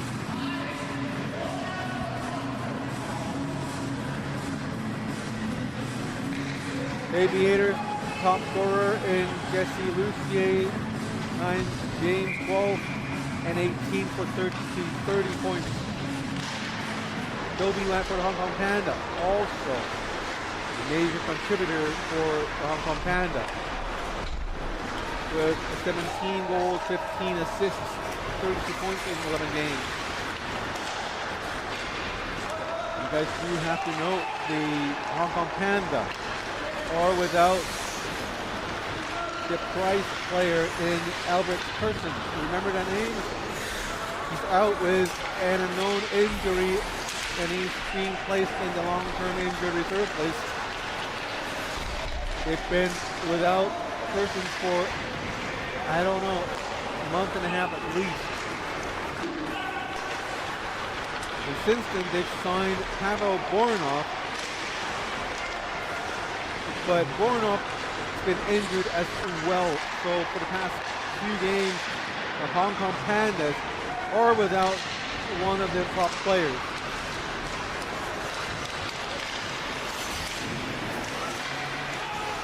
And in front of the net, the Hong Kong Panda, number 8, Isaac Yip, being mowed down by the Aviators. No calls, and Isaac Yip still on a call-up status, playing for the Hong Kong Panda tonight. The team is short in skaters. I just saw Hitless Joe, number 7. Another backup goalie for the Hong Kong Panda. All of the goalies showing up for the Hong Kong Pandas tonight. If Evan Thorpe could skate up as a skater, he could play as the 11th man.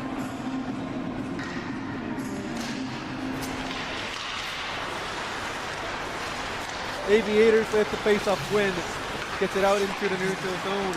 Now with Whitney Olsen, Yam Yi.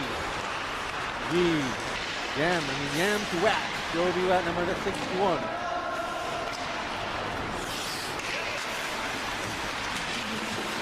Here's the first look at Timmy Fanstone, number 72. The player in blue. Here's Brian Knowles on the right side. He's all alone, and he shoots. Moses Fong made the save.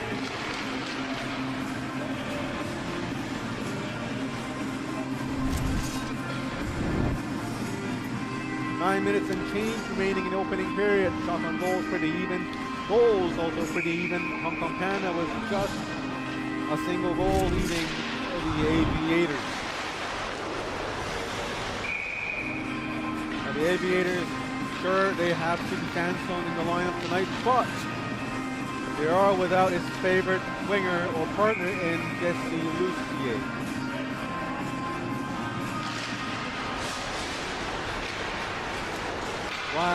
Guy Kwong, number 25, tries to go to Ryan Wong, number 11.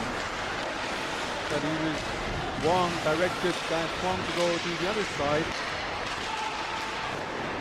Nice shot, goalie made the save and covered it up for the face-up in the Canada zone with 8:45 remaining.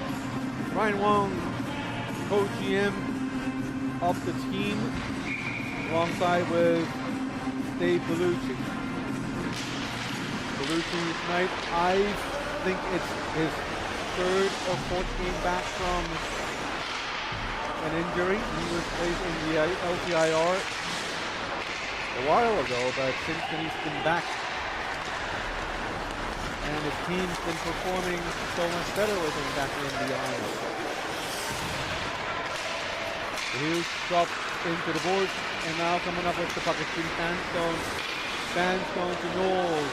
Knowles going in, looking for Fanstone, but Hong Kong Panda gets it. Olsen all alone. Olsen. And Olsen shoots. Goalie David Lam made the save. Olsen had Andrew Lee on his right. Here's Bellucci. Bellucci. Yao Leung. Wrong shot. Goalie made the save. Rebound behind the net. Panda tried to give it to Joby Watt, but intercepted by Julian Chow. Chow from the right to the left. Spins around, looking for someone to pass, but all the passing lanes been blocked. Good defensive play by the Hong Kong Panda.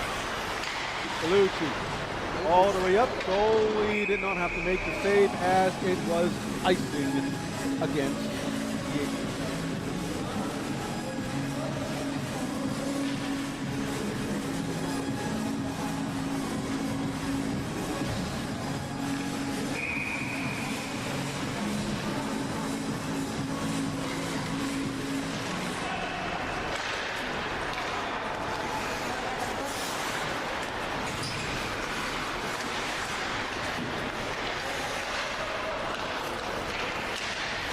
Hong Kong Panda playing to protect puck possession in the offensive zone. William Trout cleared it to find Yam Yi instead.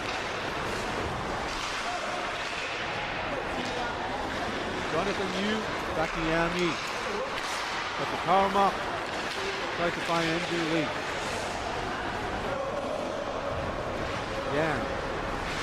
One of the two Yan brothers, Yan Yi and Yan Yao.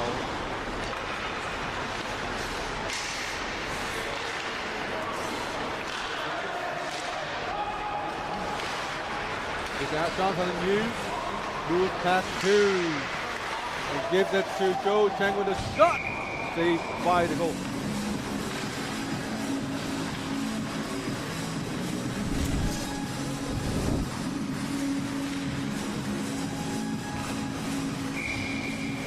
David Lam challenging the shot way out of the crease. Hanging on to the puck with no rebounds available to the Panda. Close game so far, not the fastest game you see, but you see the effort for both teams are there. These two teams definitely not. Oh, there's this little hustle right in front of the net. Yami not really happy with Gaius Kwong spraying their own goalie.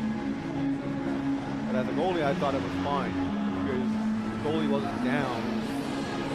Really on a pretty upright position.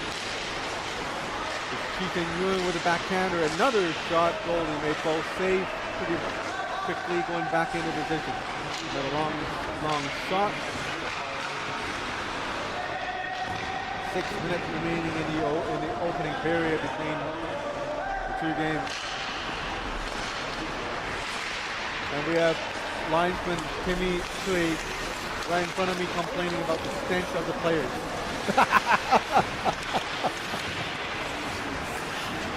Yes, you know, if you're watching the game, kids or parents, air your equipment every single night as soon as you can. You know, none of the sprays would work if you don't air them out. It's science. Look it up on the internet, on Google. It's bacteria growing in your wet and soggy and dark, damp equipment. There's nothing the bacteria like more than darkness and moisture. Both feed their growth, and once they're in your equipment, they're in it for good.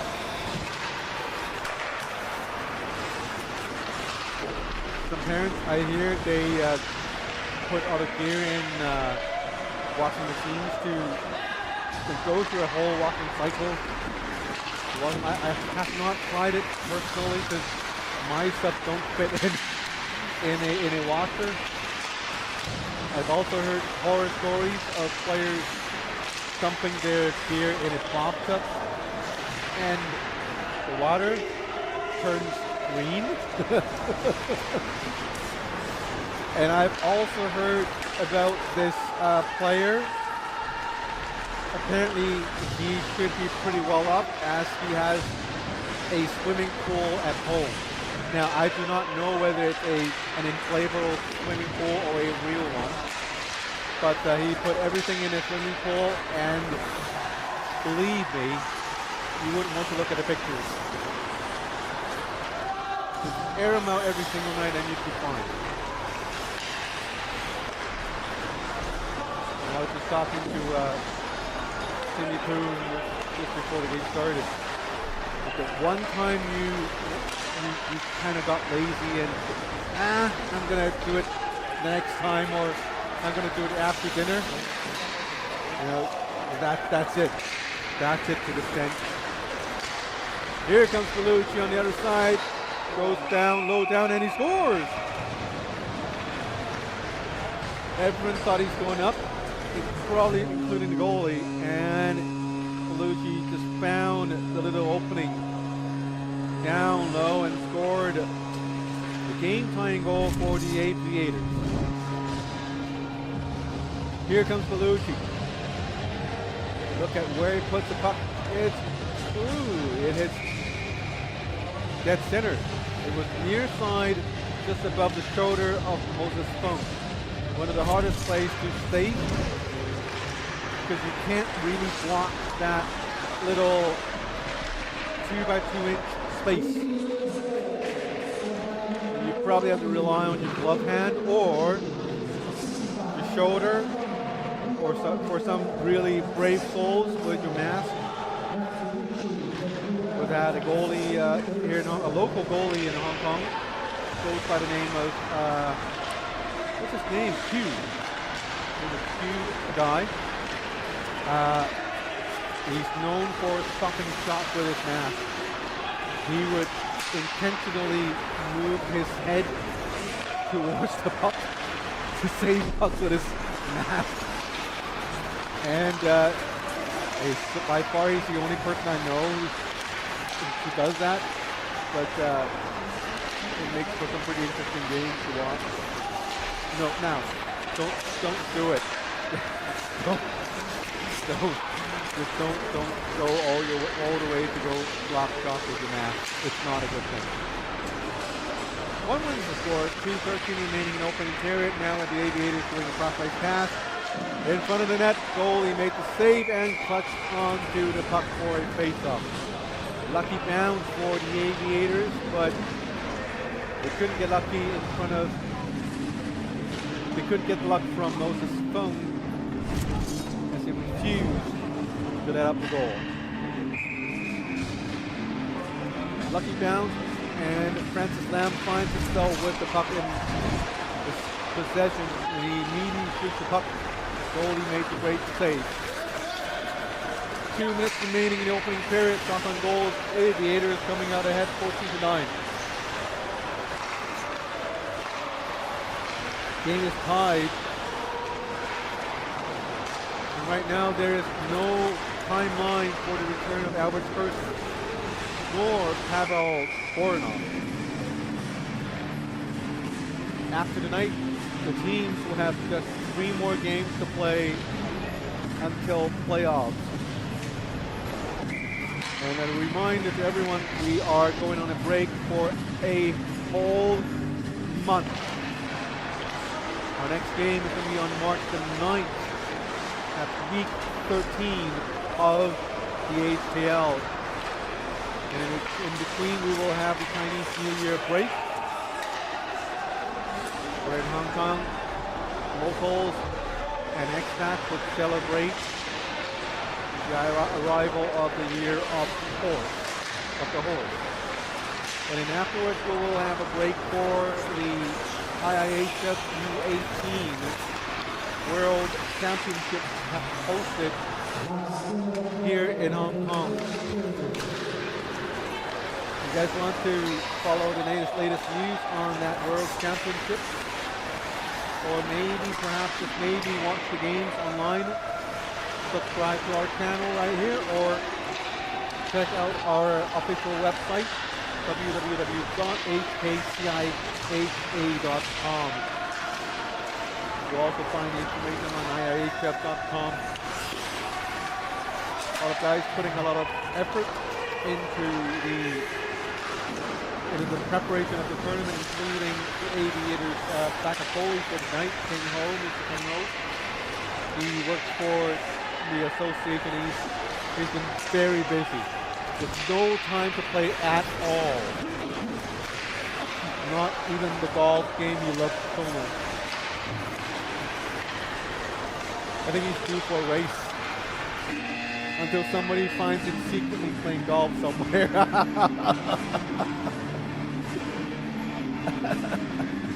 I hope Mr. Chan's not watching right now. That's it for the first period. 1 month score.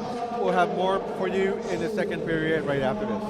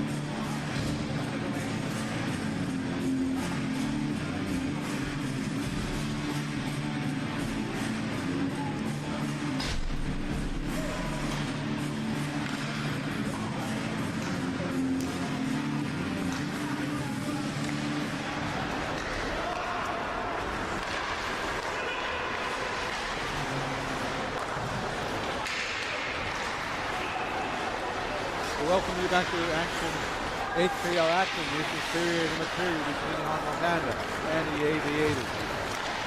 After a period of play, the score is tied at 1 apiece. Both teams in good, what do you call it? Lots of words.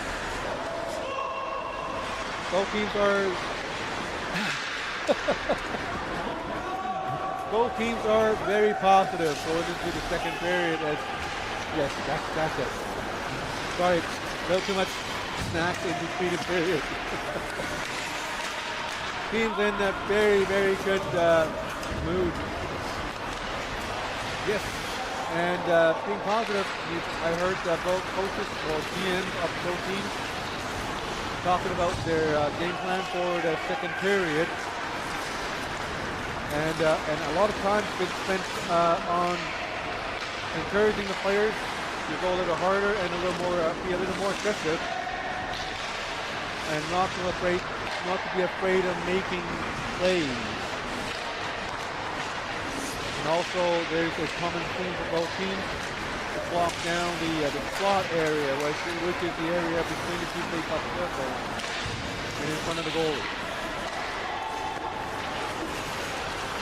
I think it's about to mention to their teammates to play a little less physically today, as we've seen the referees. They aren't giving a lot of leeway for intentional hits. Goal to Francis Lamb. Andrew Lee going the other way. Really see Ringler right here. Tries to cut into the center. But being forced to the side. Oh, nice shot by Joby Watt. This one took a weird bounce. Francis Lamb got the puck, goes the other way. Nice speed from number 11. And Francis Lamb tried to jam it in, but Moses Fung kept out of the net. Really quick turnovers for both teams so far in the second period. A much quicker pace from the start, the first couple of minutes at least.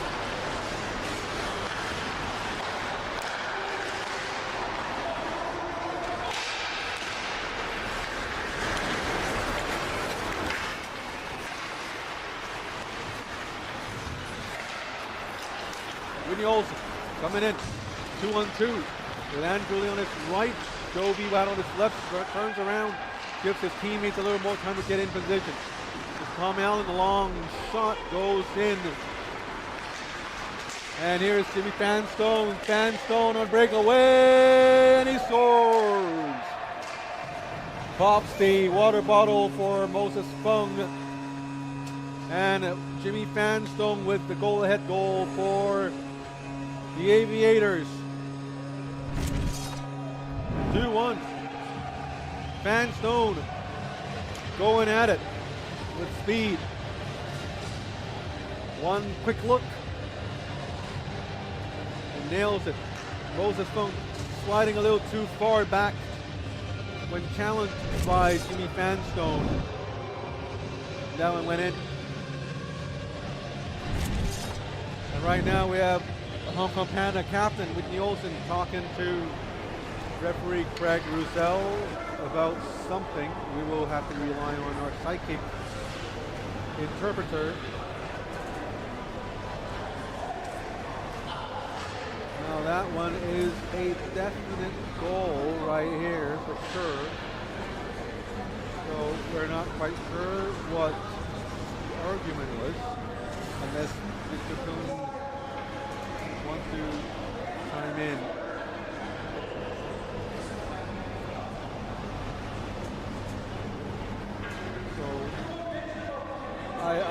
I heard about a challenge, but would it be an offside challenge?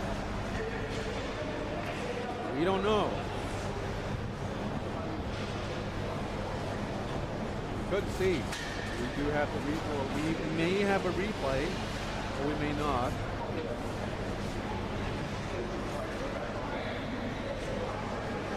it can be offside because it's Jimmy Fanstone carrying the puck all the way in.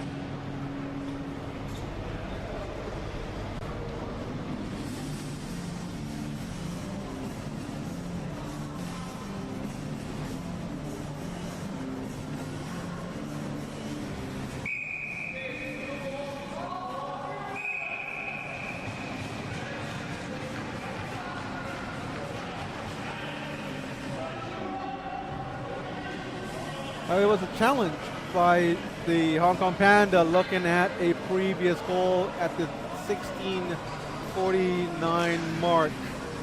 And we're going to show you the clip right now.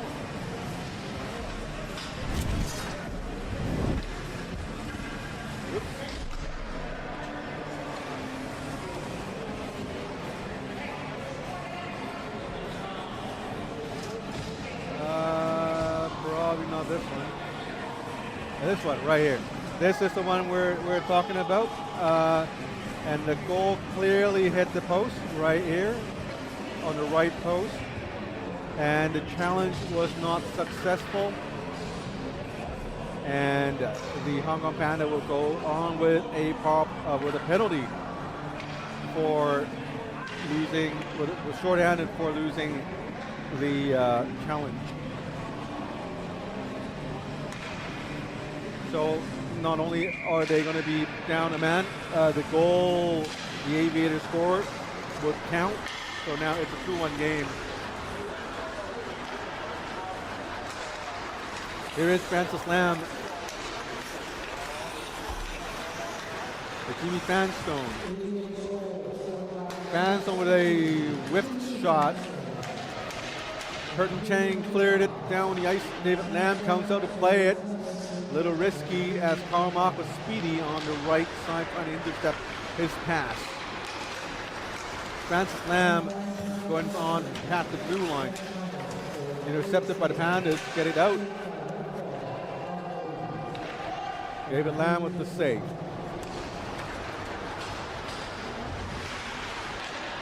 Karmak going it back into the bench for Whitney Olsen. Curtin Cheng coming out to play the puck. Intercepted by Leon Ruel with a nice snap shot, saved by Moses Fung. Francis Lamb with the puck on the right side, back to Bellucci. Moves it down low. Jimmy Fanstone behind the net. Francis Lamb in front of the net. Here's Bellucci. On to the right to Gaius Kwong. One-timer by Francis Lamb. Goalie made the save. Rebound picked up by the Hong Kong Panda. Moved it back into the neutral zone. Bellucci going all the way in on his own. Past one defender. Two. Turns goes around looking for Jimmy Fanstone and instead finds Gaius Kwong. Long shot. Glove down by Moses Fung and face-off in the Panda zone.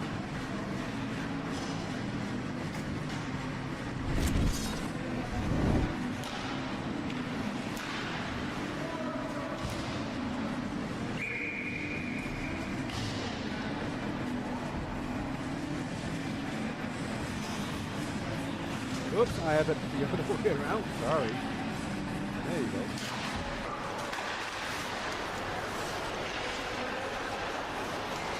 Here comes the Aviators still with the power play. 20 more seconds to go, keeping possession in their offensive zone. But now Joby Watts breaking out with the puck. Trying to go past two blue shirt defenders. Got sandwiched and lost the puck. Chi Chen Yun going after the puck. He's a tough player. Gave the other player a shove. That would be Isaac Yip. Here comes Olsen. Olsen to Andrew Lee. Andrew couldn't keep the puck in his own. Now Joby Watt goes in. Joby looking for Olsen. Olsen signaling for the puck. Isaac Yip to Olsen. Olsen was shot screened by Joby Watt and saved by the goalie.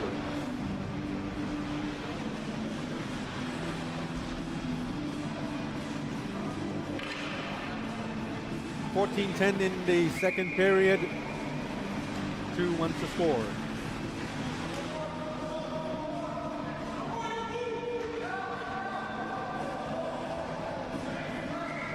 If you're joining us just now, this is HKL action. Hong Kong League.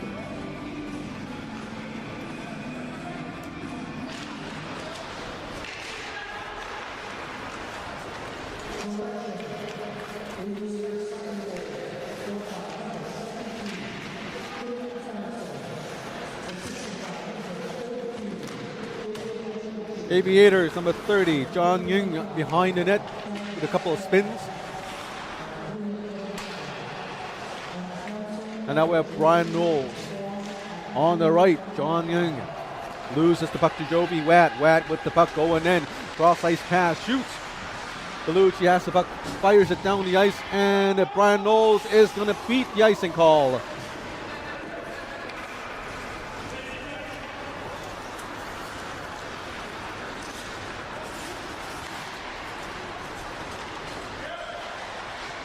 Joby, with a shot and huge hit by Jimmy Fanstone.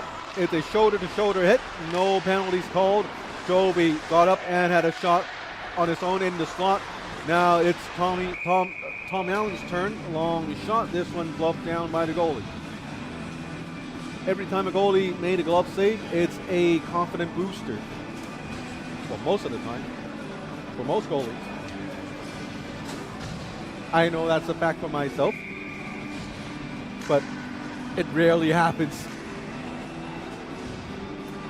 I keep blaming my trapper. It's not big enough. It's not big enough.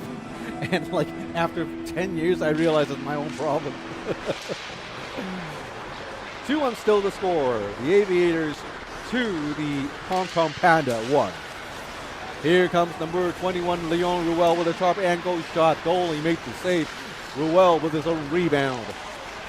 Number 11, Ryan Wong with the puck. Gives it back to Leon Ruel. Behind the net, centering pass. Gaius Kwong kept it in the zone. Down deep to Jeffrey Tai. Ruel ran into number 9, Joe Chang. Both players gave each other a shove. Gaius Kwong back with the puck.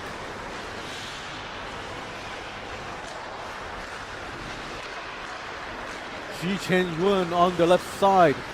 Skates in. Not enough room to pass. Goes around the net. Backhands it. Centering pass to in front of the net. Tries to get it to Leon Ruel. Here's number 9, Zhou Cheng. Zhou Cheng tried to tip it in, missed the puck. Puck goes back into the corner. Now we have a race for the puck. Tom Allen against Jeffrey Tai. And it's an icing call against the Aviators with 11:52 remaining in the opening period.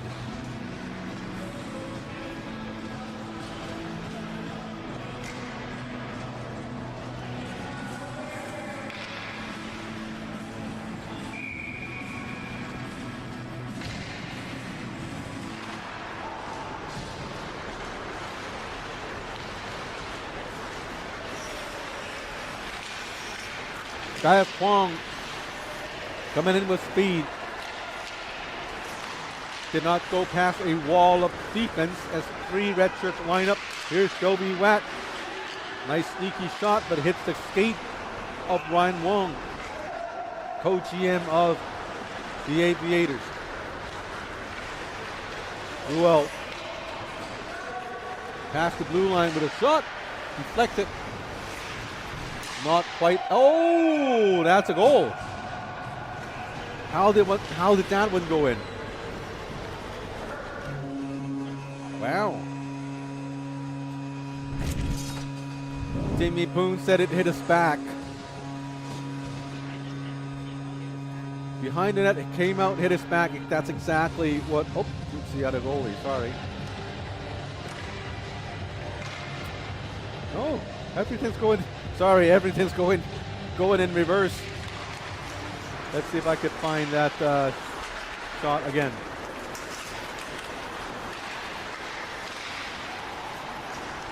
No, I can't. Here comes Joby Watt. Nice pass to Olsen. Here's Bellucci, fires it down, and Jimmy Fanzone gets it. It's onside, shoots wide. Well, goalie had a piece of it. Fanstone pushed the other player into the boards. And puck goes all the way back into the Aviator zone with 10:35 remaining in the second period. Bellucci flips it to Jimmy Fanstone. In front of the net, steered aside by the goalie, Moses Fung. Bellucci from behind the net, intercepted by the Hong Kong Panda, Andrew Lee. Lee to Watt.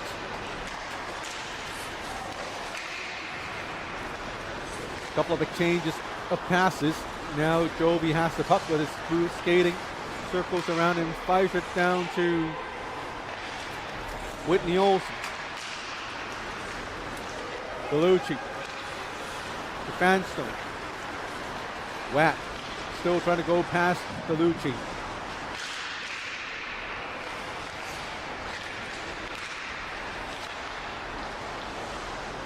Sharp angle shot, wide, this one. Olsen keeps it in the zone, and Fanstone has it. Fanstone flips it to Francis Lam. But Allen has it. Tom Allen. Olsen. A bunch of defenders right in front of him. Sends it to the other side. Now it is races to the puck. As Zhang Ying tangles up Tom Allen. Allen with a quick move. Shakes off Zhang Ying.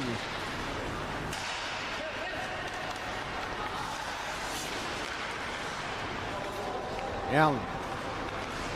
Not the fastest player, but very, very solid indeed. His positioning and his calmness. Oh! As I was telling you about Tom Allen, they score 3-2 Panda.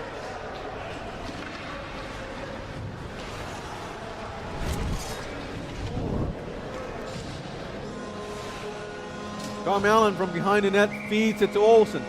That's how good he is. He's not the fastest player, but he knows where to put the puck. He knows where to be. Just very, very, not flashy, but very useful player. But right now with the depleted roster in the Hong Kong Panda, that even made Tom Allen that much more important to the team.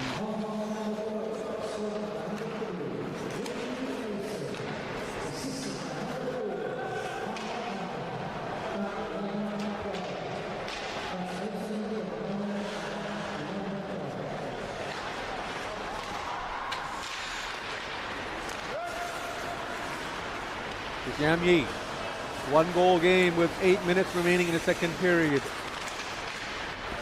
Zhou Cheng breaks out on the left side, shot, goal, he had a piece of it. Rebound to John Yung on the left side, tries to cross ice to Brian Knowles. Number 11, Ryan Wong retrieves the puck, gives it back to Knowles. John Yung shoved down by number 9, Zhou Cheng, right in front of the net from behind too. Here's a check into the boards. So far, no calls. So far, with all these hitting. Bellucci with the puck, spins around, finds space, moves it to Brian Knowles. Knowles gets it to Shi Chen Yun. Yun moves all the way in to the right side. Jimmy Fans on the left, but Yun didn't see it.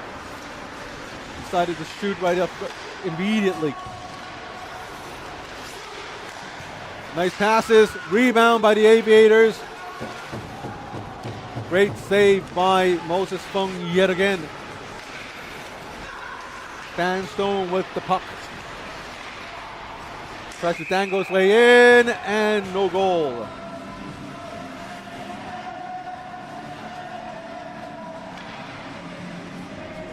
A sequence of saves by this young goalie in Moses Fung. I wanted to show you all of them.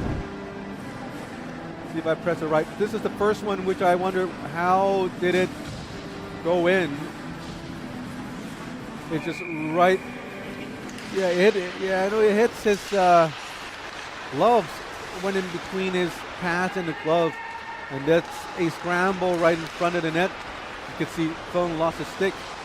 Now somebody hands in some stick. And made the save right there.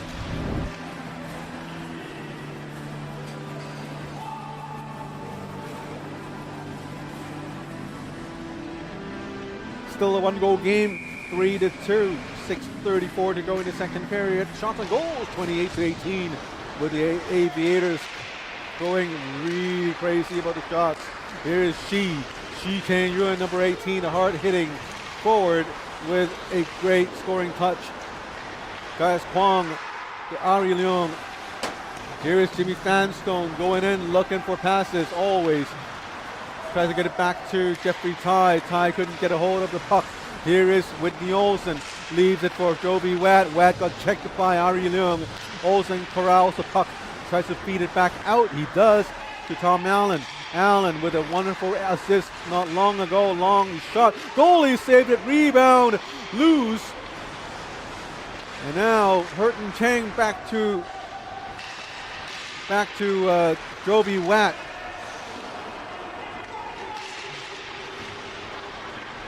Here comes battle in the corner again. Players shoving into each other.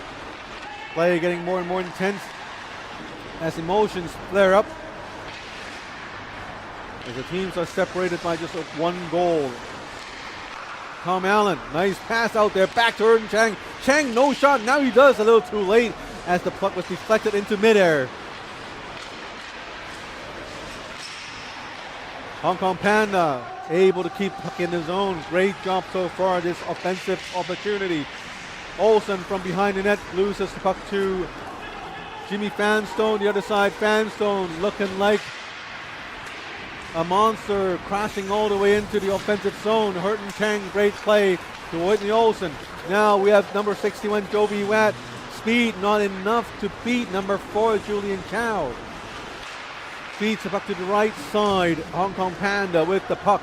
Loses it to Julian Chow. Chow gives it back to Tom Allen. Allen, nice feed back to Olsen. Olsen with a shot. Saved by the goalie, David Lamb. With 4:33 remaining in the second period. shots on goals, 28-19, with the Aviators leading by 9 shots. In terms of goals, the Aviators still leading 3-2.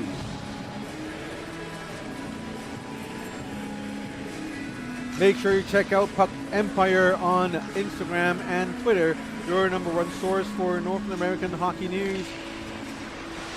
They are part owners of the Hong Kong Panda franchise. Long shot by number 22 Yam Yi. Rebound picked up by Karl Mock. In front of the net, Karl Mock with a shot. But David Mack had all the angles covered with his pads. 4 minutes and 13 seconds remaining in the period. Not a lot of folks in attendance tonight. There's a lot of...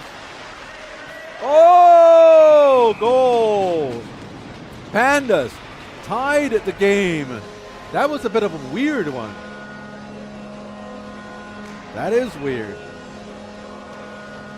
Now, let's take a look at exactly what happened, because I didn't quite get what happened. So here comes the shot by Zhou Cheng. The goalie appeared to be in position, but perhaps he was screened. Right, the goalie was moving to get Julian Chow, but instead the puck was intercepted by the Aviators midway through the pass, and that caught David Lam off guard. And now we have a 3-3 tie. Here's another shot by the Hong Kong Panda, coming back and tying up the game. An amazing feat by a team missing their star player. I mean, of course, Olsen and Watt are in the team, but they're missing Alberts, Persons, and Bornoff. Either one of those players would have made a huge difference on tonight's game. And here comes the Pandas, pushed down by Ari Leung with an extended arm, and I think that's the arm that would get him into trouble. It's okay to check, but you can't extend any part of your body outwards to hit or to check another player, and I think that's what happens. Greg Rosell. Oh, we have another instance of a VAR. We'll just hang on for a second here.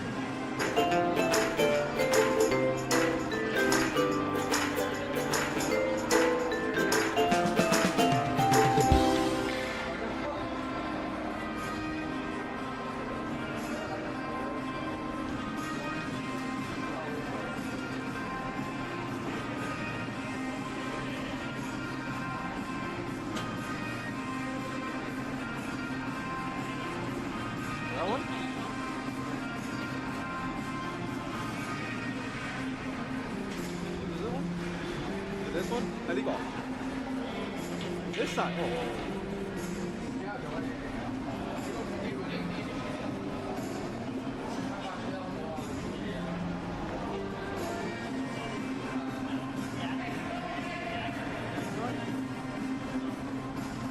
This side?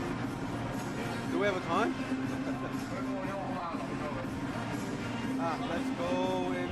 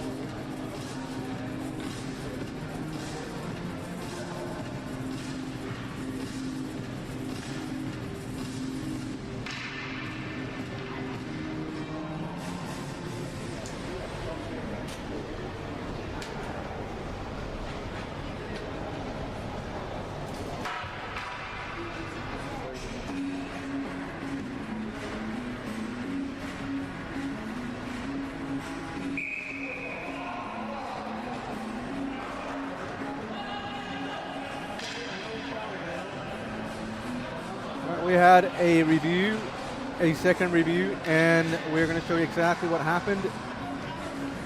But it was a little too quick. A little too quick. It's a little black puck from the right side of the screen going onto the crossbar and out the other way. So that was the challenge. And now the Aviators are going to be down by 2 men. So they're going to be playing a 5-on-3 as the Panda wants to take the lead from the game. Olsen with a long shot.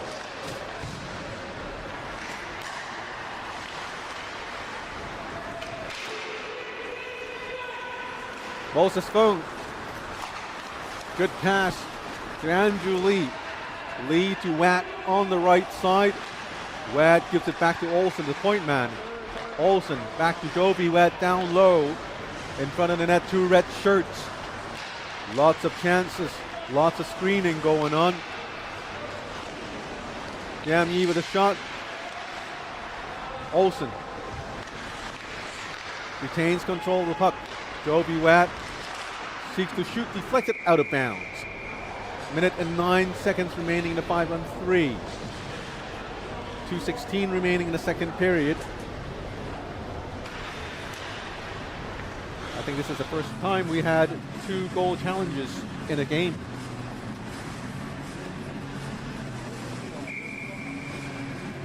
And okay, Mr. Psychic is saying they're going to set up Jovi here. Let's see if that's the case. There you go, Jovi has the puck. But controlling the puck along the blue line, I think Olsen's doing a better job at that. Jovi to Olsen, cross ice to Yam Yi. Jovi Watt to Olsen. 50 seconds to go to 5-on-3. Aviators doing a very good job protecting their own zone. Long shot by Olsen. That's a sign of a good defensive defense by the Aviators. Long shot by Tom Allen. This one wide. 30 seconds on the 5-on-3. Olsen. They have to get the puck in. They have to get it in. Andrew Lee on the right side. He's open. Now Olsen getting up close. Not quite close enough. Andrew Lee with the puck gets it back to Olsen. 14 seconds until 2 blue shirts come back out from the penalty box. 5 more seconds. Not a lot of decent scoring chances created in this power play. 5-on-3 power play. Another shot by Jovi Watt, and that would do it for the 5-on-3. 1 more minute to go, and we have stoppage as play goes out of bounds. 57.3 seconds remaining.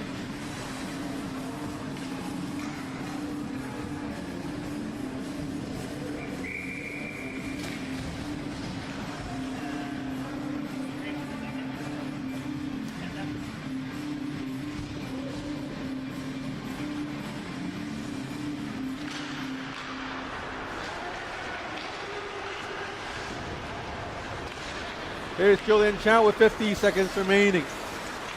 Chow to Fanstone. Fanstone, narrow angle shot, kicked out by the goalie, and a rebound shot, pass saved by Moses Fung again. Here's Ari Leung with another shot, frantic attacking from the Aviators near the end of the second period. Here's another shot, this one just wide. On the right side is Jimmy Fanstone being checked by Joe Cheng.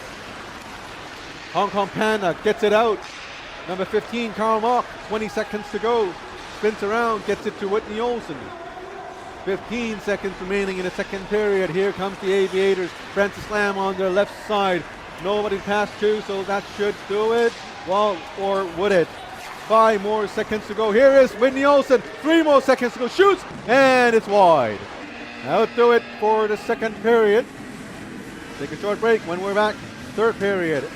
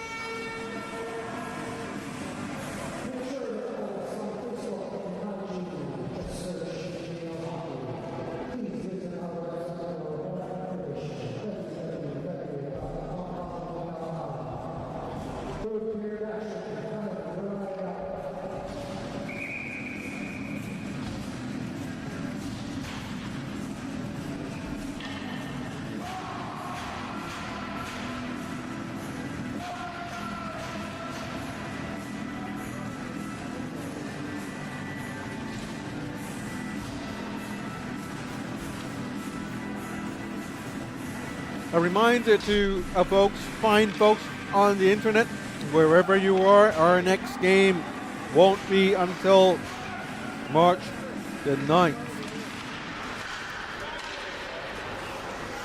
Welcome back to HKL action. This is the last game of tonight. The third period just got underway. The Hong Kong Pandas and the Aviators coming up to a 3-3 tie. The Aviators were leading, and then the Hong Kong Pandas came back. We had multiple video replays or goal reviews, or as the soccer football people would say, VARs. I have no idea what VAR actually means. Everyone calls it VAR. Very attentive replay. VAR, that's what the locals, the Chinese football crazed population knows better. But multiple goal replays. We had a fight the game before. We had a bit of everything today, and we had a great comeback game last game around. And this game also pretty close so far. Hong Kong Panda coming back from a 2-goal deficit, tying the game up, and now the shots on goals numbers are pretty even as well, 25-29, with the Aviators having a slight advantage. Tarmac, a very quick and nimble player,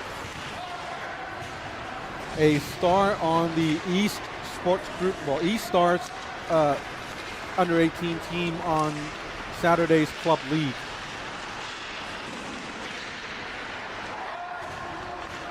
And here he is paired up with his coach, Whitney Olsen. Again, here's Joby Watt.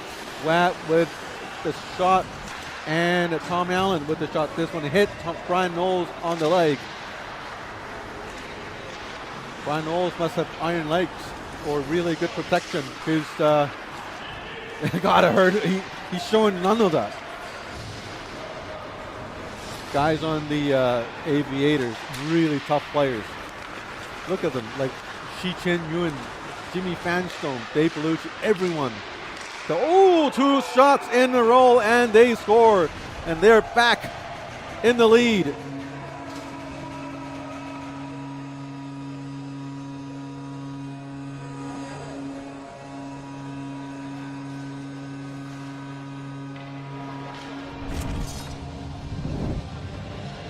Aviators with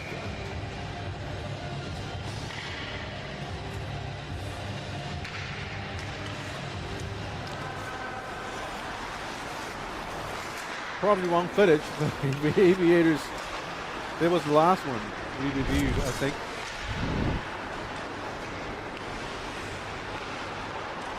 Still working out the kinks here. Here comes, 4-3, Aviators leading. Here comes Joby Watt the other side. Joby decided to shoot. Andrew Lee was probably in a better position. The goalie held on to the puck for a whistle in his own zone. 17:04 remaining in the third period. Shots on goals, 30-27. These numbers are what I call normal numbers. Like, we had games where goalies would have faced 50, 60, 70 shots in the third period. That's not normal. Tonight we were having a good game. Very evenly played. Joby with a lethal shot there. Goalie with a stick save.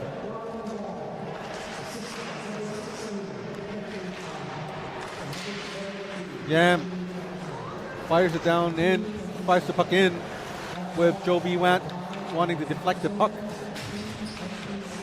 Bellucci. Yam Yi. A little shake and bake there. Loses Jeffrey Ty, goes in deep. Back to Olsen, goes in for a shot. Shot was blocked, and Olsen picked up his own rebound, turns it to the other side of the rink.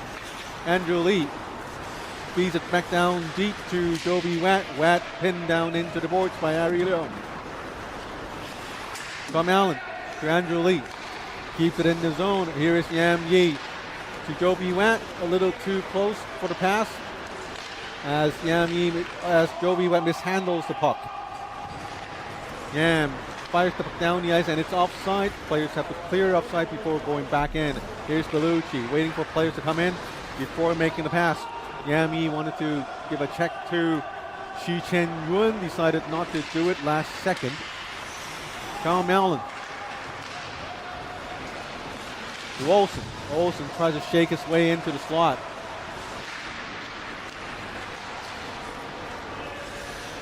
Andrew Lee.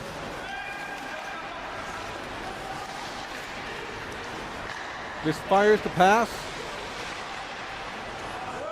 And now Hong Kong Panda gets it in their own zone. Almost loses it in their own zone.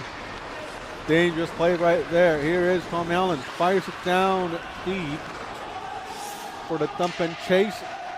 Picked up by the Aviators. Just like that, 5 minutes gone in the third period. Aviators still up by 1.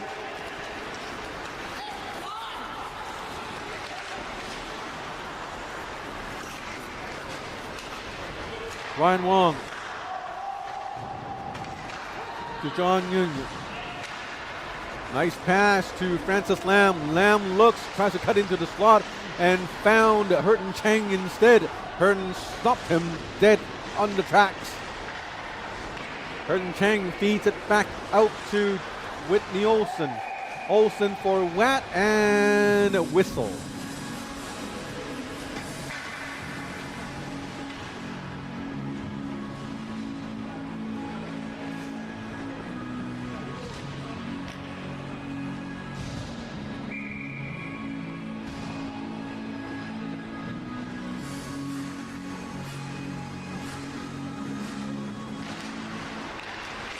Bellucci with the shot through traffic. Goalie shut the 5-hole last second and made the save. Jimmy Vanstone right there for the rebound. So lucky he held it on for the faceoff.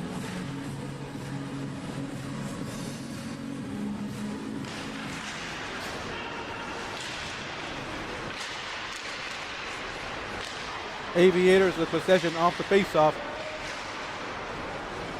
Loses it to Japan as Mark Lee, number 12. Mark Lee, not very often seen tonight's game. One of the younger players in the East Stars sports hockey program.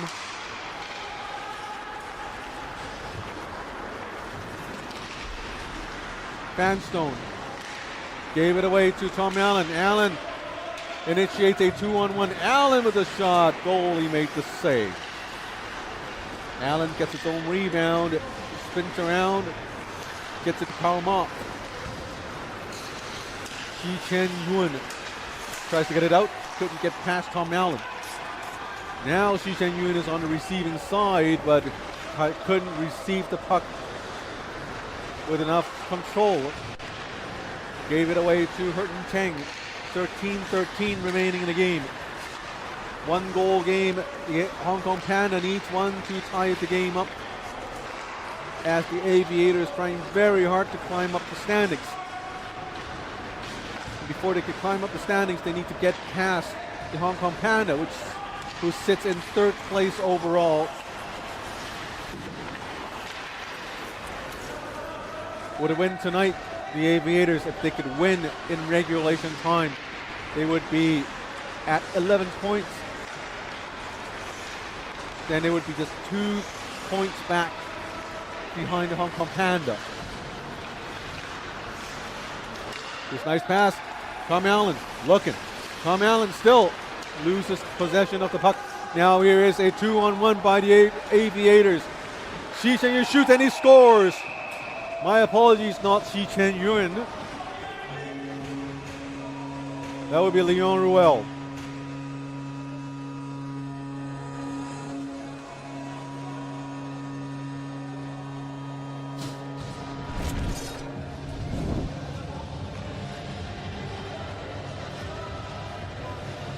For some reason we're still looking at old footage.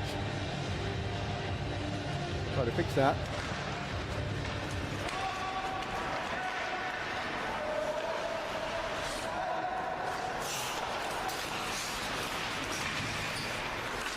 5-3 to score Aviators. Still with the lead now, extended the lead to 2. John Ying with a good hit against Yam Yi. Now here is Jovi Watt going in, sharp angle shot. Nice save by the goalie. He basically shut all the angles off, and an icing call against the Aviators with 11:43 remaining in the game.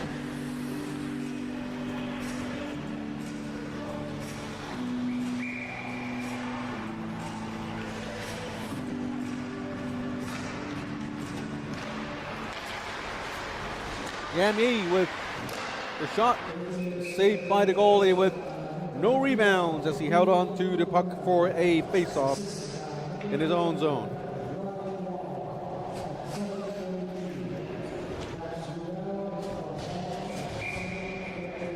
Shots on goals still pretty even, but the Aviators, they are the team in front by 2 goals.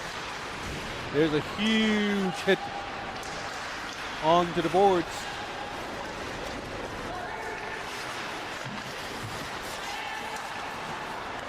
Joby to Olsen.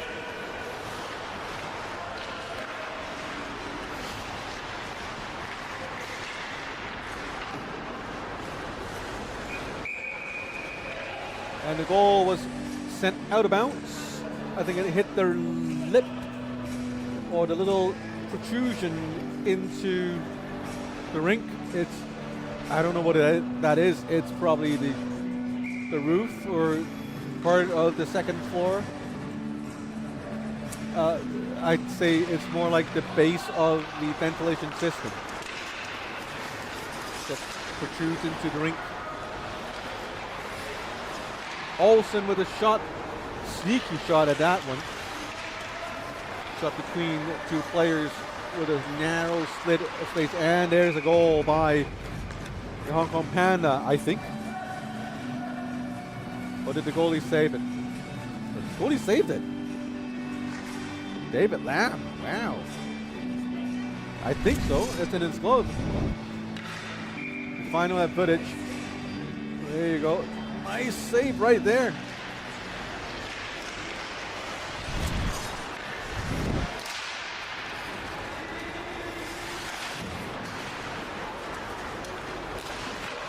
A little more than half a period remaining in the game. Now with Ari Leon going in all alone with John Ying on the left side. John with the puck back to Ari. Tries to get it past to John. Not exactly pinpoint placement of the pass. And now Tom Allen comes out with the, oh, that's pinpoint passing to Olsen.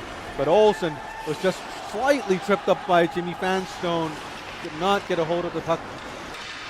Vanstone looking for John Ying. Decided to skate all the way in himself. Dump it in. Picked it up himself. Tipped it back. Nobody there to get it. John Ying with the puck. Centering attempt to Jimmy Vanstone. Tipped and deflected by Tom Allen. Yam Yi with the puck. Yam Yi turns and gives it to 61 Joby Watt. Lots of ice time here. Joby going all the way in on himself alone. Goalie seemed to have made the save, and we do have whistle. Puck goes back out, but player goes into the net.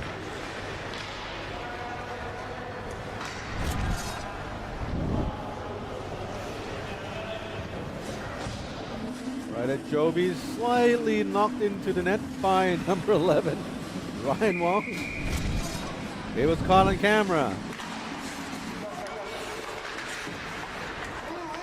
Leon Roel with the puck. Shi Chen Yun on his left, but that's not a very good pass. Gave the puck away to Karl Mock on the other side. Karl Mock taking his time, a little slow to enter the zone. Here's number 8. The emergency call up, Isaac Yip. Joe Chang.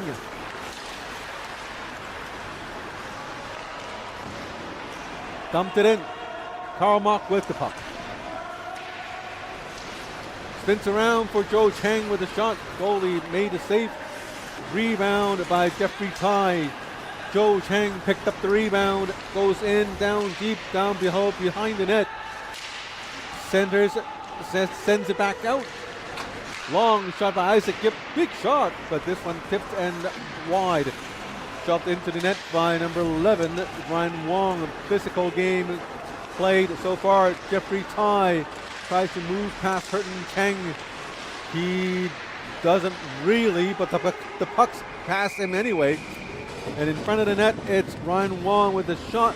Goalie Moses Fung made the great save. 8:30 remaining, still a 2-goal game.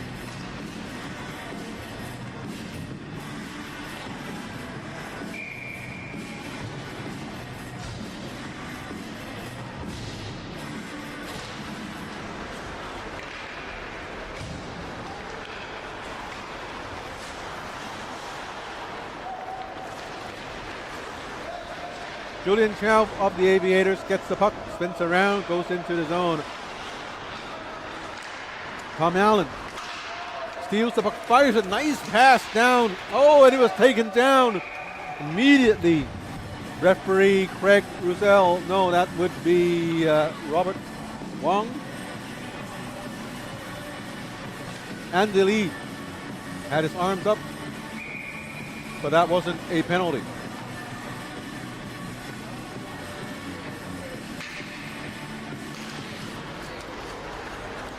Belushi with the puck. Tries to connect with Francis Lamb. Tom Allen. Tom Allen, some really good passes today.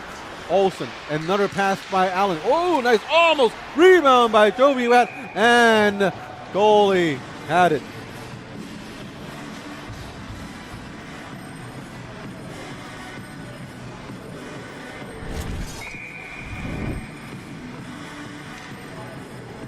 And yes, I said Tom Allen's not flashy. I said the same thing about Sean Maven, not flashy. But my oh my, Tom Allen with some really good passing tonight. Long stretch passes, pinpoint accurate, laser accurate passes from their own zone. And with a defender like Tom Allen, every time you get the puck to him, you know the puck is going to exit your zone, your own zone, and something good's going to happen with it. But so far, the Hong Kong Panda needs a little luck. They've done everything very solidly. I don't see any problems with the play of the Hong Kong Panda. Here is Francis Lam, a 2-on-1. Tom Allen slides to block the pass and now gets it to Olsen. Olsen to Joby. Joe with a long shot. Maybe the Hong Kong Panda shot's a little too far away. Maybe they might need to, they would want to work the puck a little more into the zone.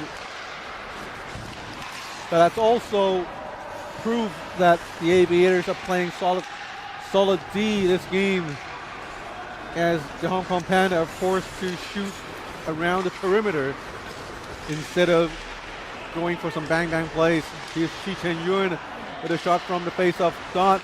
Great save by Moses Fung. 6 minutes remaining in the game, 2-goal game.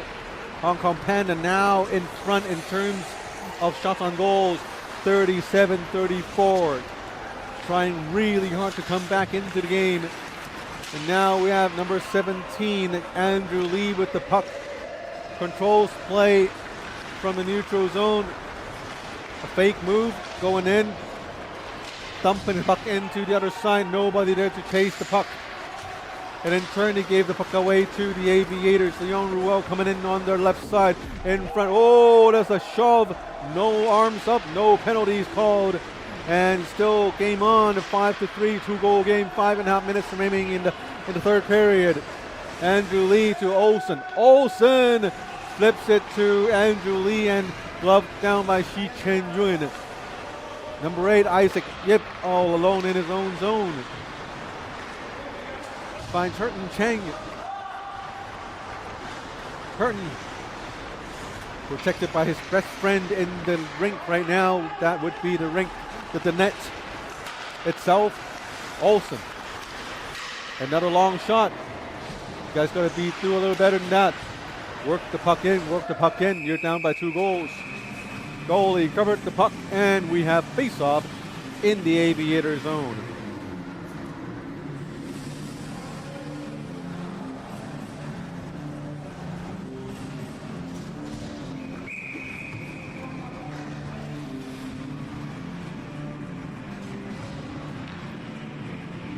.450 remaining in the game.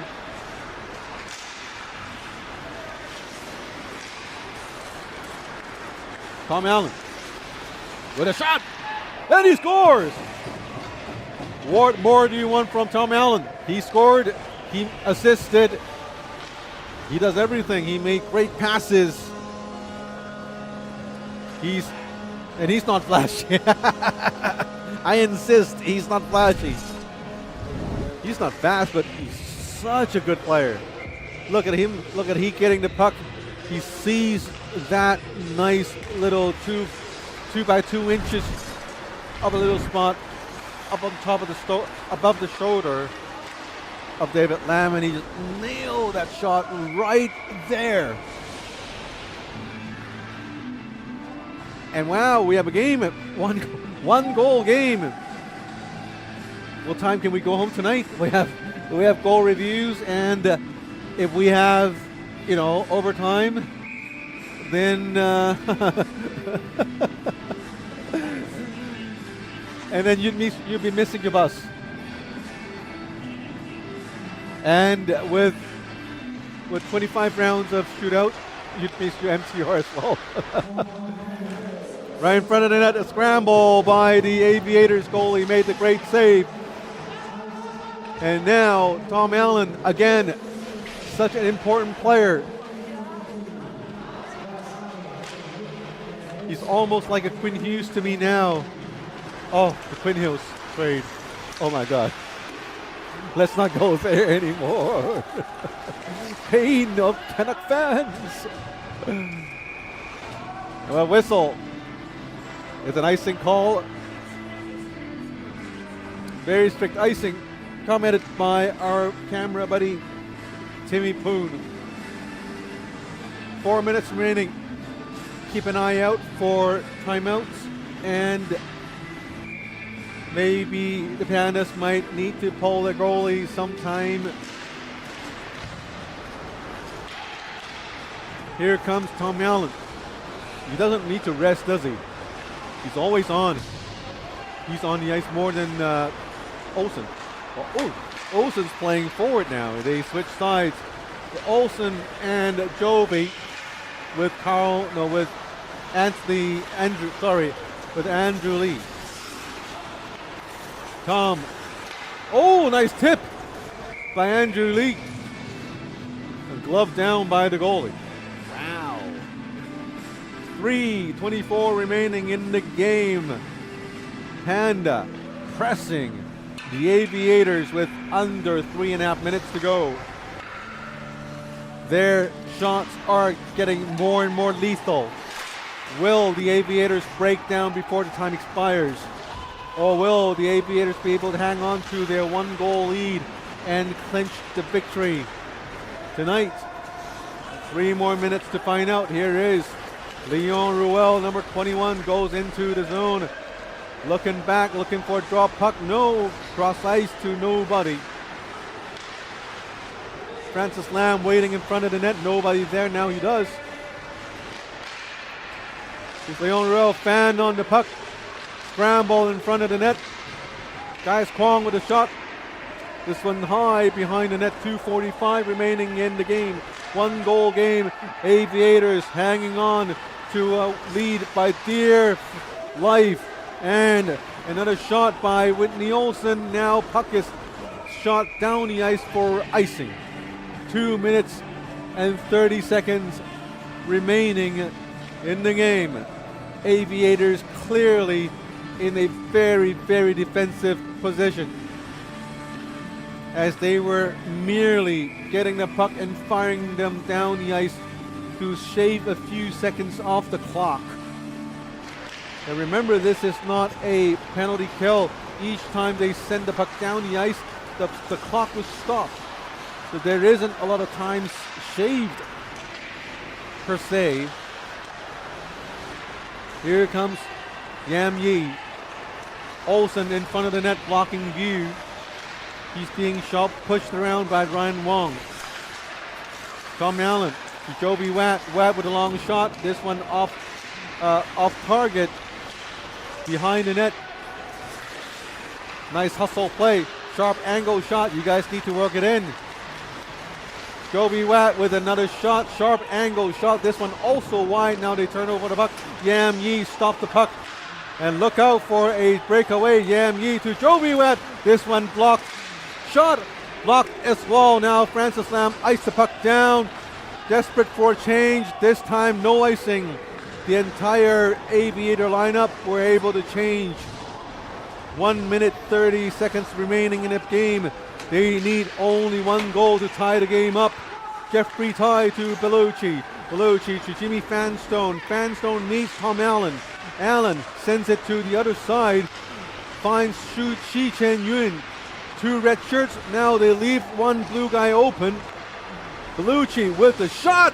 Goalie made the save. Rebound picked up by Yam Yi. 1 minute remaining. Look out for Moses Fung to take off. Ari Leung sends it back in. Moses signaling for an extra attacker, but nobody's reacting to Moses Fung. Joby Watt. Moses took half a step off ice.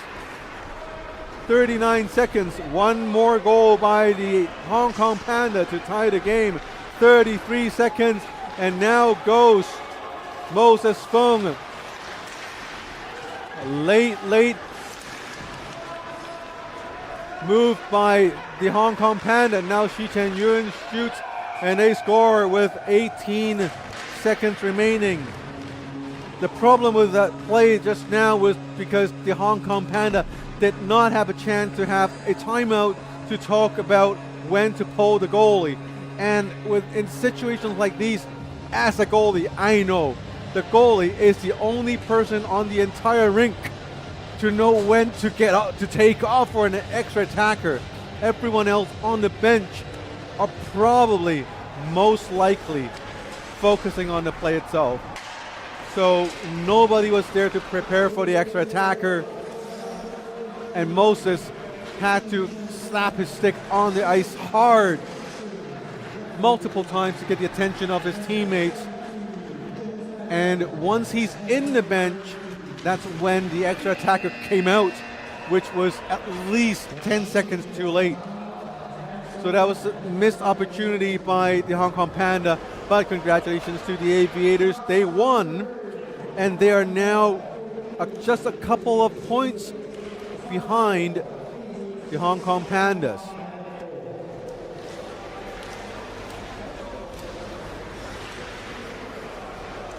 The final score is 6-4, the Aviators beating the Hong Kong Panda by 2 goals. And thanks to everyone watching, our trusty camera buddy, Mr. Thomas. I keep mixing guys up. Thomas Poon, no, Timmy Poon. I keep mixing Horace Shearing, Tim Allen.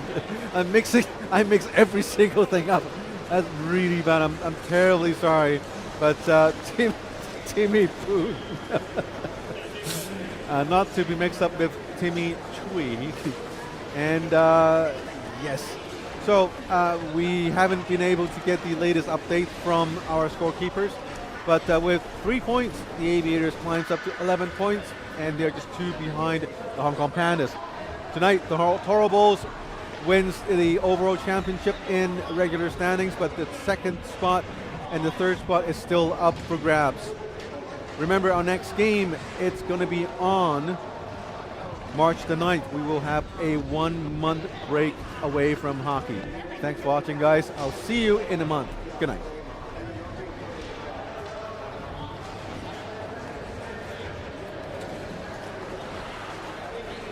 Say something? Your friends